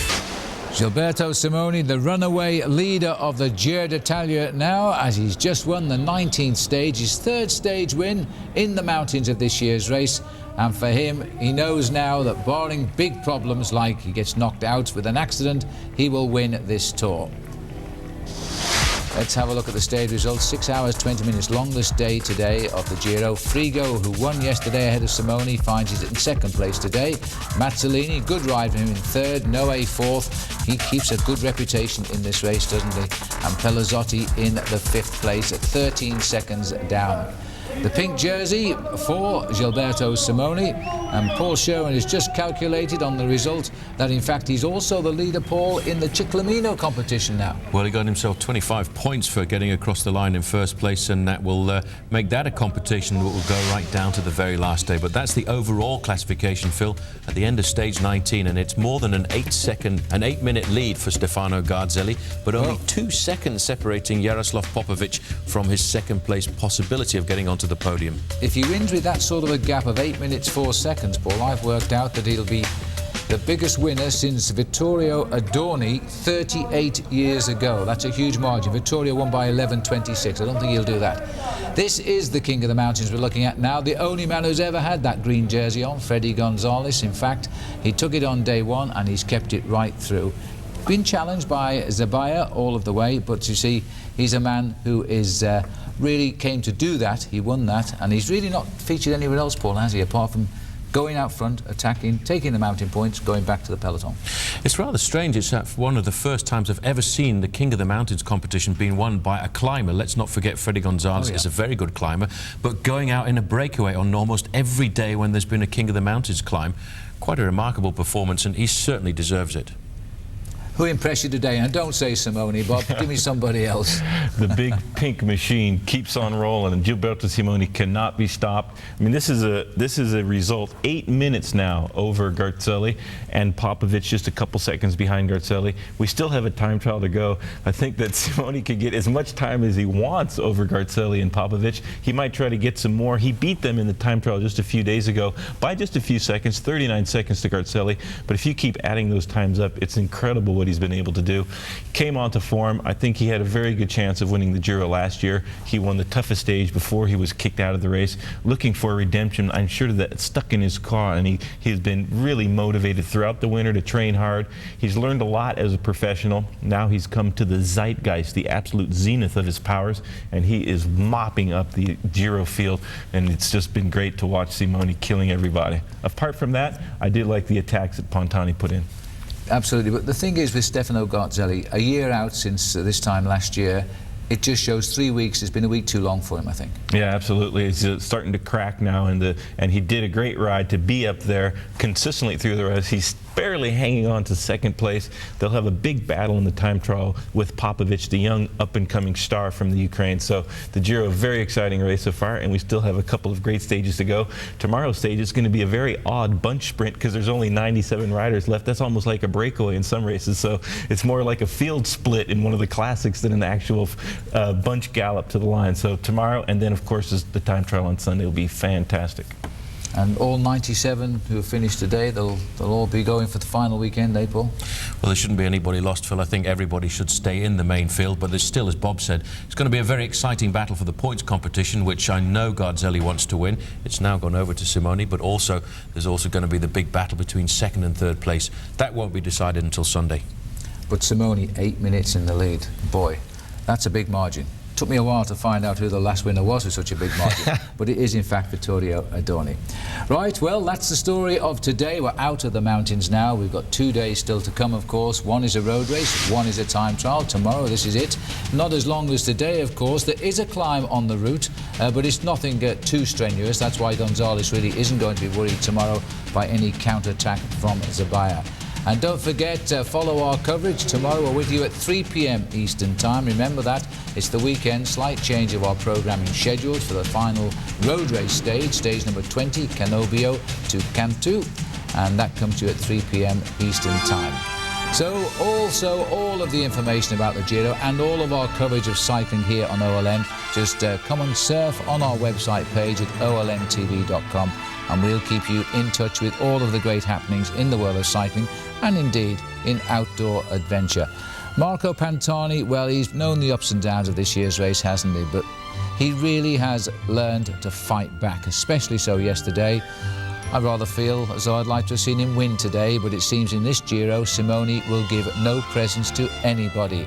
And he jumps on everything that moves because he really is the best man in the race. He now leads this race by more than 8 minutes. He's looking now to match a record which has stood for 38 years. Vittorio Adorni won it then by 11:26. As I say, I don't think that he'll get that sort of a margin, but you never know. He might prize a bit more out in the time trial on Sunday.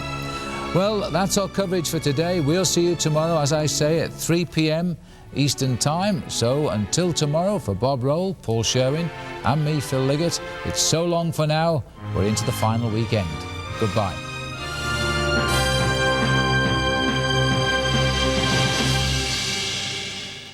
Left him to race alone to his third stage win. He has dominated in the mountains as the final weekend begins. Simone's only challenger now is the road ahead. It's stage 20 and the last road race coming up next on OLN.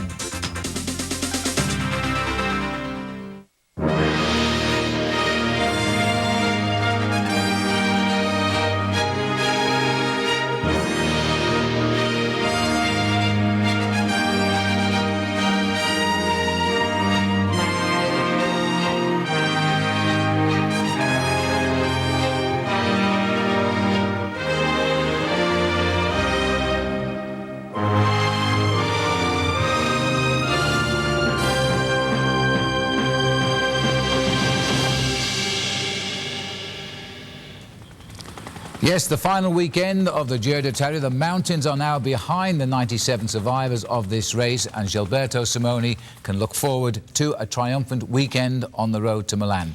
Hello again, everybody, and welcome back. I'm Phil Liggett, joined, of course, by Paul Sherwen and by Bob Roll.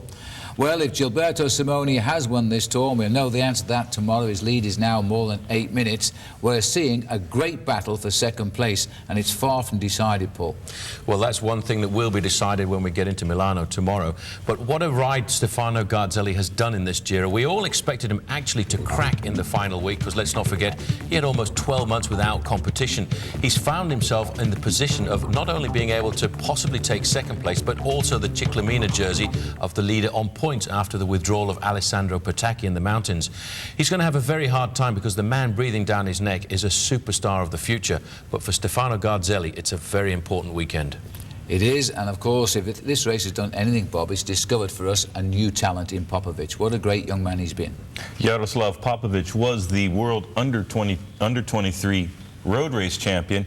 He's also a very gifted time trialist, so I think he's going to give Stefano Garzelli a real run for his money. He's locked in a furious battle with Garzelli, a former winner of the Giro d'Italia. You can see Popovic climbing there with Garzelli on his wheel up to Cascata del Toce. Popovic, in Ernesto Colnago's estimation, the best cyclist, most gifted he's seen in his 50 years in the sport, since Giuseppe Saroni, who won the Giro d'Italia, is a very young bike racer as well.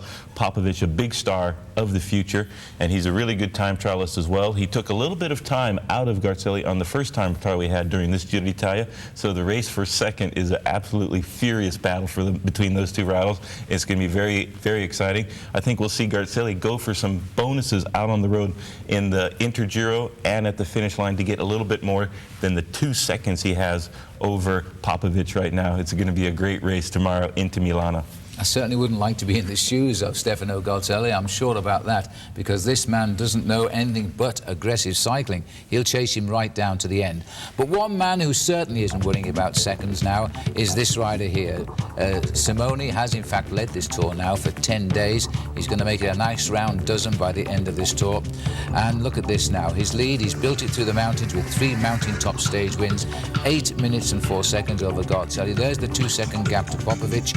Andrea Noe, another great tour performance for him. He always does well in the Tour of Italy, and Tocznik completing the top 5 there. Rumsas looking set to finish 6th. There shouldn't be too many changes now, but you never know. The gaps are opened up. Vladimir Belli has worked hard to claim that 10th place spot, so be it. 20 minutes behind overall. But this has been a very intriguing race in many, many ways. Today, I can tell you, in the first half hour, they've covered 25 kilometres. That's an average speed of 50 kilometres an hour. It's a good course for fast riding, and I think we're on a record tour, Paul. Well, it's very important, I think, to have a fast stage today, because today's stage is one of the shorter stages at 133 kilometres, and at the end there is a very tricky finish for the sprinters too. But let's have a look for the riders. I think they'll be happy now to be heading south from Canobbio to Cantu. Very flat with a small climb about 15 kilometres towards the end. And as we join the action today, about 53 kilometres to go, or 52 it is, the Seiko team, not surprisingly, escorting their leader on the highway. It's a beautiful day. It's about 88 degrees Fahrenheit at the moment. And looking down at the peloton there's only 97 riders. It is indeed a very small bunch heading towards Milan now. There is light winds and beautiful clear skies as they race themselves all together. And we had an accident from Nociancini. He's got back into the peloton. So from the 169 who started down in Lecce, they're coming on this final weekend. They're just a small group of 97. None of the 19 teams have all 9 riders there, and 7 of those 19 now have 4 riders or fewer. And let's have a look, I think, at some of those teams, because poor old Lotto Domo, only Koos Maroonhout is there. He's had 9 wins in his career. He's the only rider getting to the finish. Panerio once finished with 1. They've got 2 this time. FDJ.com, the French team, have got 3, but a fine ride being done by Sandy Kezar in the overall classification. And 4 teams there, bringing home just 4 men. I have to say, Paul, it's a very lonely occasion for the poor old Lotto man. There's nobody to sit round the dinner table with. Very tough situation for Koos Maroonhout. He'll be the only rider left in the bike race, but he will also be one of a small group at the dinner table too, because most of the soigneurs and the mechanics and all the extra vehicles will have headed back up towards Belgium, so that will be a very small table in the evenings, almost certainly. Completely different to the Seiko team, who you can see on the front here are in control of the peloton this afternoon. We did have a very fast start with about 50 kilometres an hour over the first half hour of racing, but in fact Seiko are proving to be a very strong team. They've only lost 2 men, and everybody is still there to look after the man who wears number 151, Gilberto Simoni. He's on course to possibly make the fastest ever Giro d'Italia, because we're not very far off that average speed so far, Phil, but they do need to put in a fast stage this afternoon. Bob, did you have an occasion when you finished the stage race by yourself? You'd have been in terrible straits, no one to talk to. I think I would have had a nervous breakdown if I couldn't tell any stories at dinner time. That'd be horrible. Koos Muren had a little more cryptic and stoic himself, so he's soldiering on to the finish tomorrow in Milan.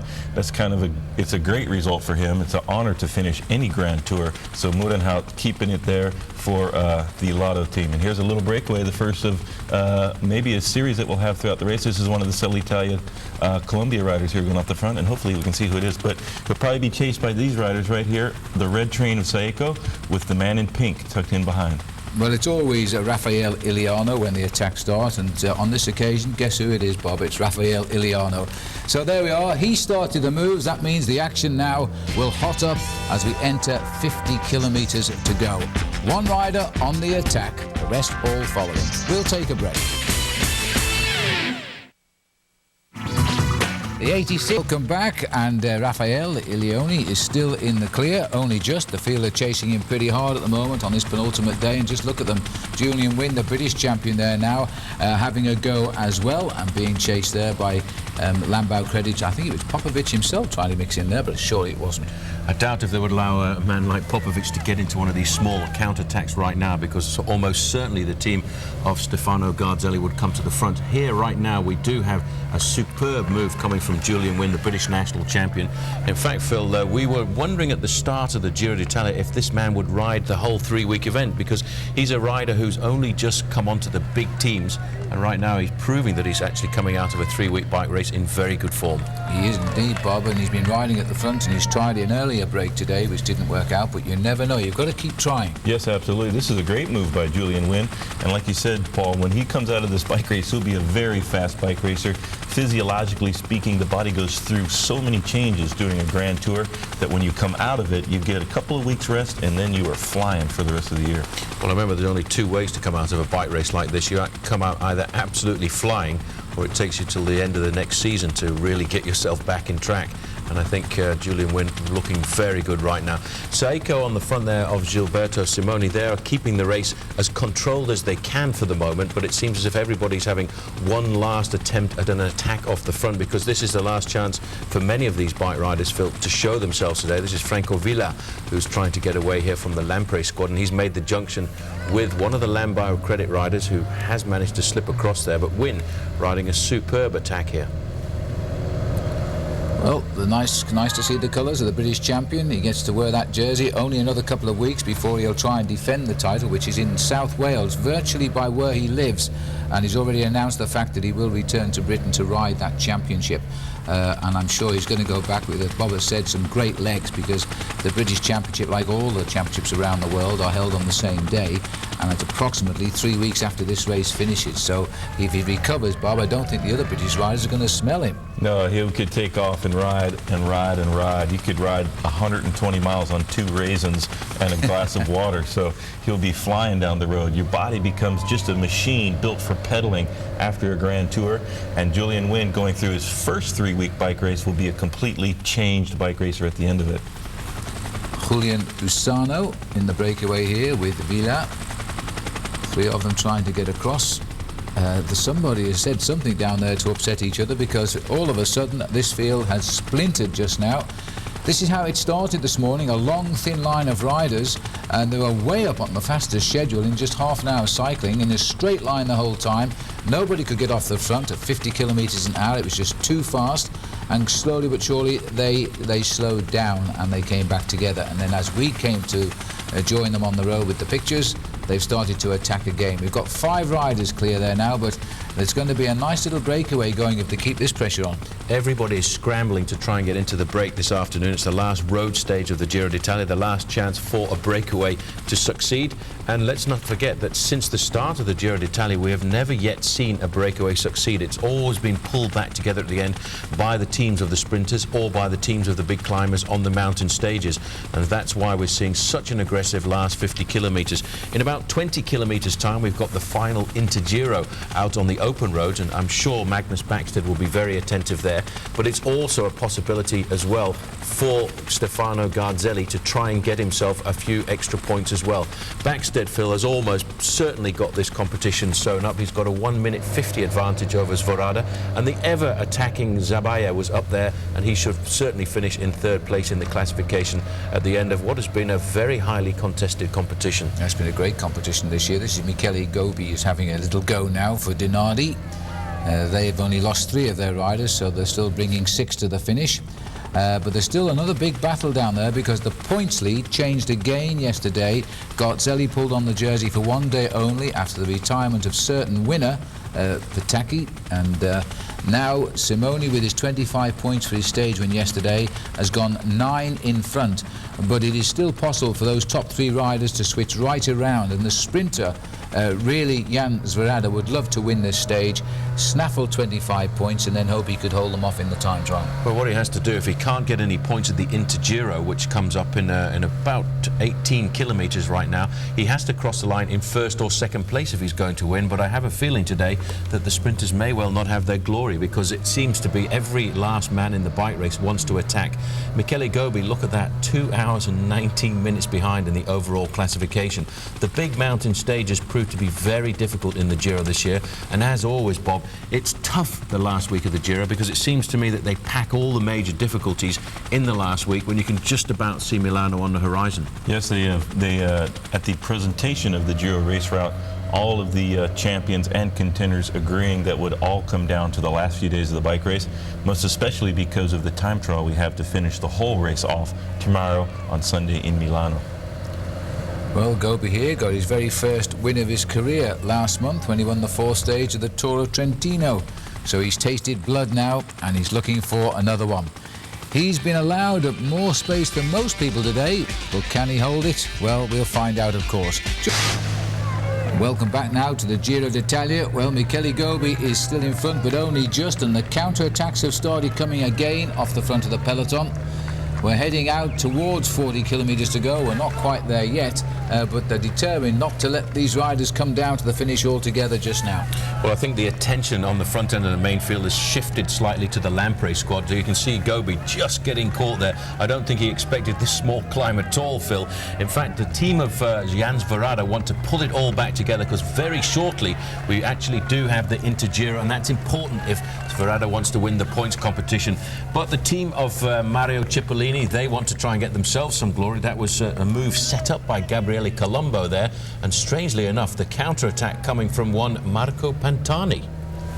Well, there's no predicting what this man will do next. He's now beginning to remind me of Claudio Chiappucci when he was around. We used to call him the little Terminator, because he was always annoying people with nonsensical moves, but it was great for the television commentator. Once in a while it would work, especially in the huge mountain stage in the Tour de France that has gone down in the annals of cycling. I think he did 7 passes in one day by himself at the front of the bike race, got a huge lead, but held on for just less than 1 minute, and there goes Pantani attacking on the second to last stage of this bike race, dead flat, most obviously not a climbing stage, and he's joined this little breakaway now.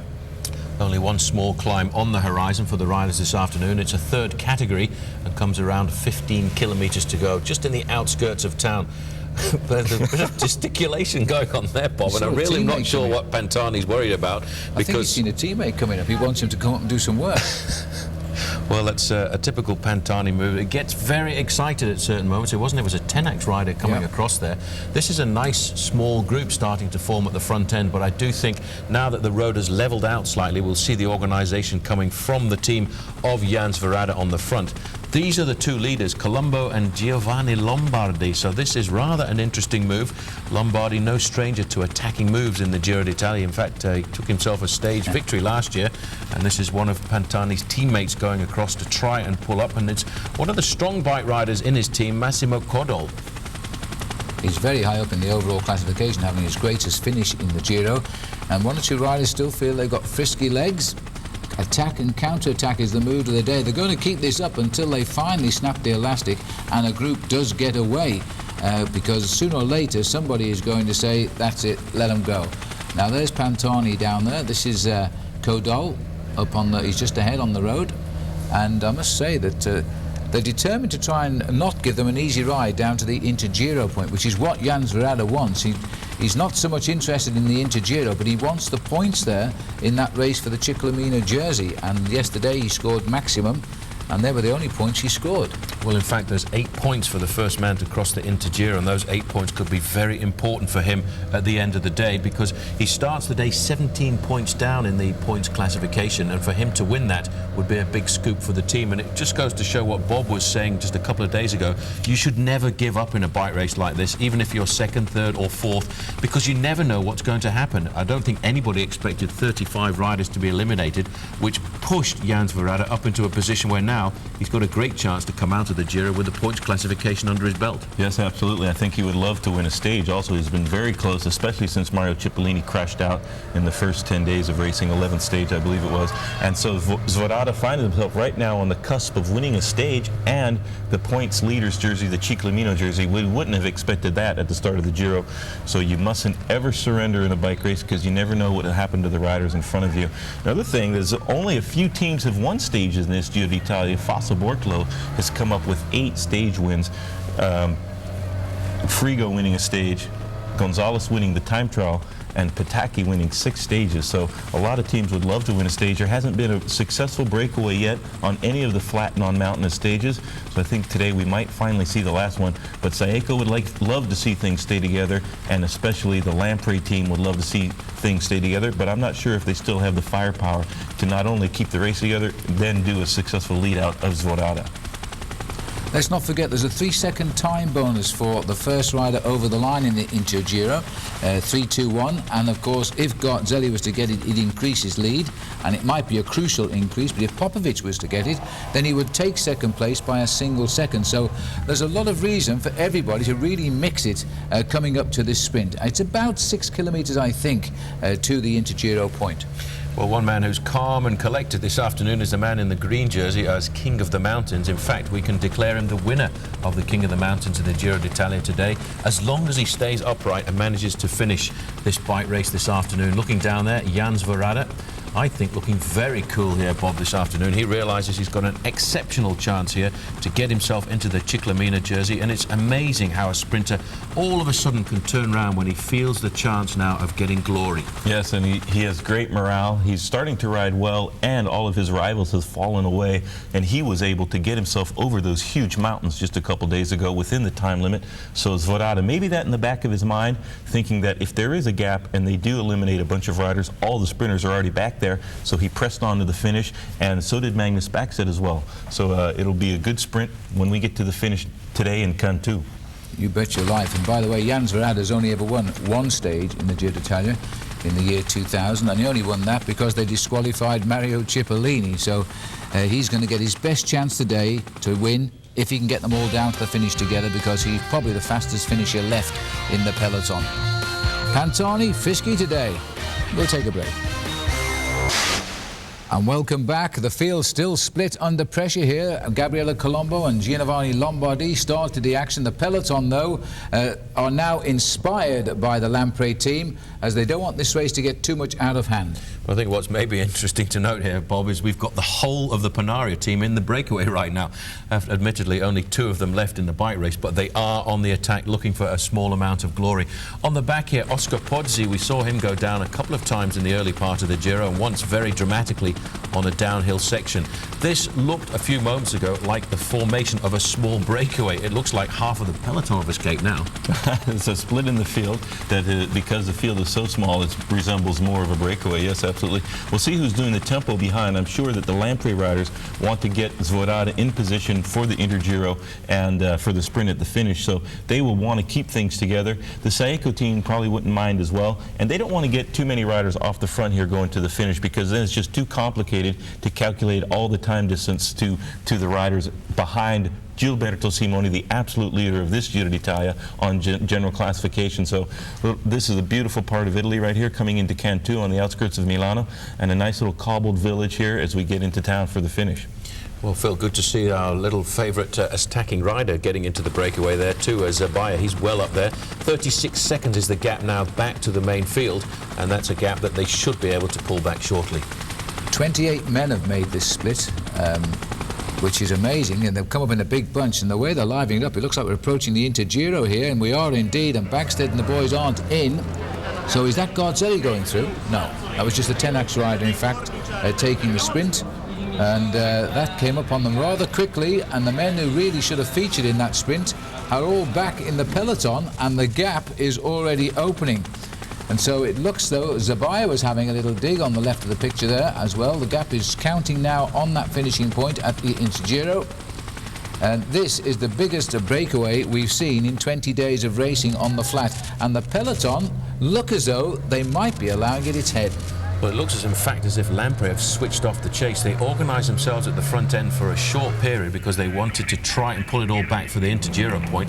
Once they saw that they weren't going to succeed, they handed over the reins back to the Saeco team of Gilberto Simoni. It is the responsibility of his team to control the pacemaking at the front. After all, they do lead the bike race. So 37 kilometres to go. The gap is some 46 seconds. And it looks as though this was, in fact, one of the Vina Calderola riders here who's just taken it out. And I think it is Dario Andreotti. I'm just trying to look at his number. No, it's 188, so it's Eddie Mazzolini. Well, if he's in the break, that's going to cause a flurry of activity. Well, that's interesting to see that he made the junction there. He's had a very good last week of the Giro d'Italia. He's looked after his teammate to absolute perfection. He's having one of his best ever Giros. In fact, he started the day in 11th place in the overall classification. And a good ride by him today in a breakaway could, in fact, push him up, Phil, into the top 10 by the end of the day. That's right. He's only looking at a few seconds, and if he's got 3 of them back there with that sprint on Vladimiro Belli. And the way the peloton were easing up there, this could be the break of the day, a most intriguing prospect, because some riders have looked for the opportunist escape for 3 weeks, and they've been complaining that the riders have been too vigilant, watching every move, stopping it happening. And now it looks as though this might be the day when riders many minutes down can get themselves a stage win. This is Marco Pantani here. Look at the face, the grimace. He's absolutely in agony at the moment. I think, Bob, Pantani has changed over the last few months. He's in fact enjoying his bike riding right now. To go out on the attack on a flat stage like this when you're a climber just goes to show the enjoyment has come back into his sport. The passion is there once again. Yes, it's great when you have a little bit of good sensation in the legs and you are a rider of the quality of Marco Pantani has been. There's only one thing to do, and that's attack. And Pantani out on the field, a little replay of the grimace on his face. They're going very hard to keep this breakaway established. Saeco is in the back doing regular tempo. They're stretching their lead out right now. He's on the wheel of his teammate right there, so I can only imagine what the face of his teammate must be like, and that looks like Massimo Gasparoni's his teammate there. Gasparoni it is on the front. And this is just in front of our breakaway. Sandy Cassar, interestingly, looks like he's trying to get across there. He's having a great Giro d'Italia, and it'll be very interesting to see how this experience in a Grand Tour will help him to get fit for the Tour de France later this summer. So we'll all keep very close attention to how Sandy Cassar races in the Tour coming up this year. And if he does a really good Tour de France, maybe some of the big names in the sport will come back to the Giro to use it as a preparation race for the Tour. Well, there's another man who's been looking for the breakaway over the last couple of days, Phil. Denny Lunghi of Alessio. He's always been on the attack, always been attentive, but this really is an amazing race out on the roads just now. Everybody seems to be scrambling to get themselves into a smaller breakaway. I thought that group was starting to get just a little bit too big a few moments ago. When the group gets as large as that, you end up having an awful lot of hangers-on, and it takes away a lot of the impetus to do the work at the front end of the peloton. Well, Sandy Cassar here has joined the Pantani escape because they are together almost in the overall classification. Pantani 13th, Cassar 14th, and they're only split by seconds, so they're going to go like Siamese twins on today's stage, I think. Breakaway still on, and we'll take another break.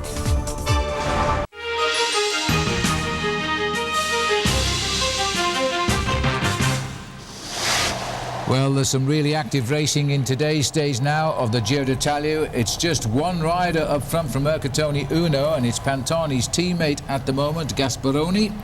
As we get through to the 30 kilometres to go sign, the majority of the 28 men have been picked up now, but there's still this little group here just ahead.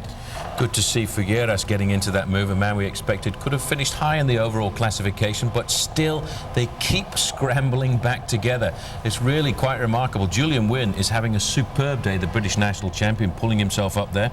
And Frankie, one of the last two remaining members of the Panaria team, has also got himself back up. So I think it's a general regrouping now of the breakaway group. The man who's having a good day as well is Eddie Mazzolini here. Sorry about the little bit of picture breakup, but that's because we're going through this very wooded area, around about 30 kilometers to go to the finish. If you look through the trees here, you can see where I used to live in Italy, actually. This is a road by Tradate, and the Villaggio del Sole is just through the trees there. And I know this road quite well. I used to train on it every single day, and it's pretty heavy duty. There's some hills on it, so the riders in the breakaway have a decent chance now, especially with Eddie Mazzolini up there in the break. Zabaya and Gasperoni as well from Mercatone Uno going so hard. You could tell why Pontani was grimacing. He went so hard that Pontani got dropped, and now he's in the breakaway. Well, at the back of this group here, taking a nice, pleasant ride, is a man by the name of Giovanni Lombardi. He will ride sensibly over the next few kilometers, Phil. He'll try and just stay in the group, try and make himself almost invisible so the other guys in the breakaway don't know that he's there or forget that he's there, because he's got the greatest chance of getting himself a stage victory if the breakaway succeeds. I don't think there's any reason at all for Team Saeco to set a hard tempo on the front to pull them back, because nobody was really dangerous at all to Gilberto Simoni. It is much more important for the Lampre squad to come and do the bulk of the work on the front end of the peloton.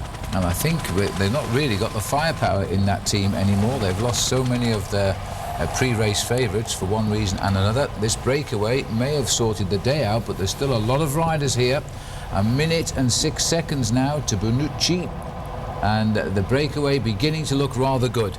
They certainly are hammering along this road here. I know Bob has said this is a rather difficult road. These are the best roads for a breakaway to succeed. That they are slightly undulating, which gives the guys with the big power in the last week of this 3-week bike race a chance to take advantage of that. This is not a good move here right now. They've come together. They've formed a 5-man group here right now. Mazzolini at the back. And when they swing across like this and start to figure out who's going to do the pacemaking next, you can very quickly lose 20 or 30 seconds. Well, that's the reason for our breakup down below. The riders racing through this grove of trees. They'll be out back in the sunshine shortly, but it's a very good road, Bob, for a breakaway to get away on.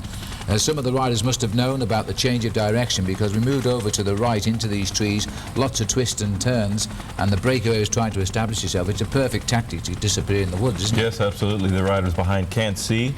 If their communication systems go down, they can't tell actually how much time there is, and that's a much better opportunity for the riders to get away. There's a lot of turns and twists and little hills on this road here in the forest, and so the peloton pretty disorganized behind.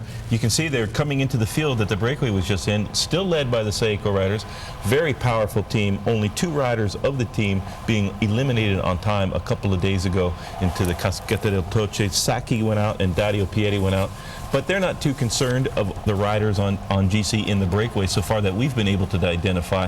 And at 8 minutes to second place, Stefano Garzelli, Simoni doesn't have a whole lot to worry about. So the riders today, realizing that there is no team to control the tempo, it's probably the best day yet so far in the Giro. None of the sprinters left either to establish a breakaway that goes all the way to the finish line. Marco Vello is the Fassa Bortolo rider on the left of our screen there. Plenty of riders here trying to make this break succeed now. They'll sense that it is the one, and Simoni is not going to worry about anybody up here. He'll concede 2 or 3 minutes. It won't mean a thing. The men who are nearest to him are still inside the main field. Now let's have a look at the Intergiro at Tadate. Mazzolini it was, ahead of Sandy Quezar, who's got himself a couple of seconds bonus, and Constantino Zabaya, who's ridden a great race, because he's not just challenged in the mountains, he's also challenged in the sprints as well. So the attack by Marco Vello now, and he's a good time trial rider, former champion of Italy at the time trial, tried to get clear on his own, but they're reorganising, and just in time to see yet another attack going. I think it's Colombo again. No, it's not. This looks like Lombardi who's gone. It is. So he's rather active, isn't he? He's a very clever bike rider. He's been sitting in that group just paying attention to what's being going on. He's picked a very good moment here too, because I think a lot of the guys in that breakaway are starting to feel that there are a lot of passengers not doing their pacemaking at the front, and it really is psychological, very difficult, isn't it, Bob? There's always a moment in a breakaway where there's a pause, and you know that's the moment to attack. And Lombardi is one of the best bike riders in the business for picking the right moment to counter-attack. Yes, you catch your breath breath there for a second when you're sitting on the wheel. If you've been doing a lot of work and then riders start to not cooperate in the breakaway and an attack goes, the legs full of lactic acid, you don't want to cooperate with somebody that's not going to work with you. So that's when the breakaway usually gets established. For real, there's Gasparoni at the front now, trying to close the gap. He was on the last breakaway in the counter move coming from Lombardi and Velo, very experienced bike racers. And Lombardi especially has the sense, he has the nose for the breakaway, and he's trying to get across. We saw him win a Giro stage last year in a move very similar to this. Well, we're now in the country, of course, where the famous Tour of Lombardy finishes, Bob, and that's a good name to have right now. Giovanni Lombardi in Lombardia. Absolutely right. So one man on the attack, though, his name, Marco Velo. The field once again in a hurry. We'll take another short break. Rejoin us very shortly.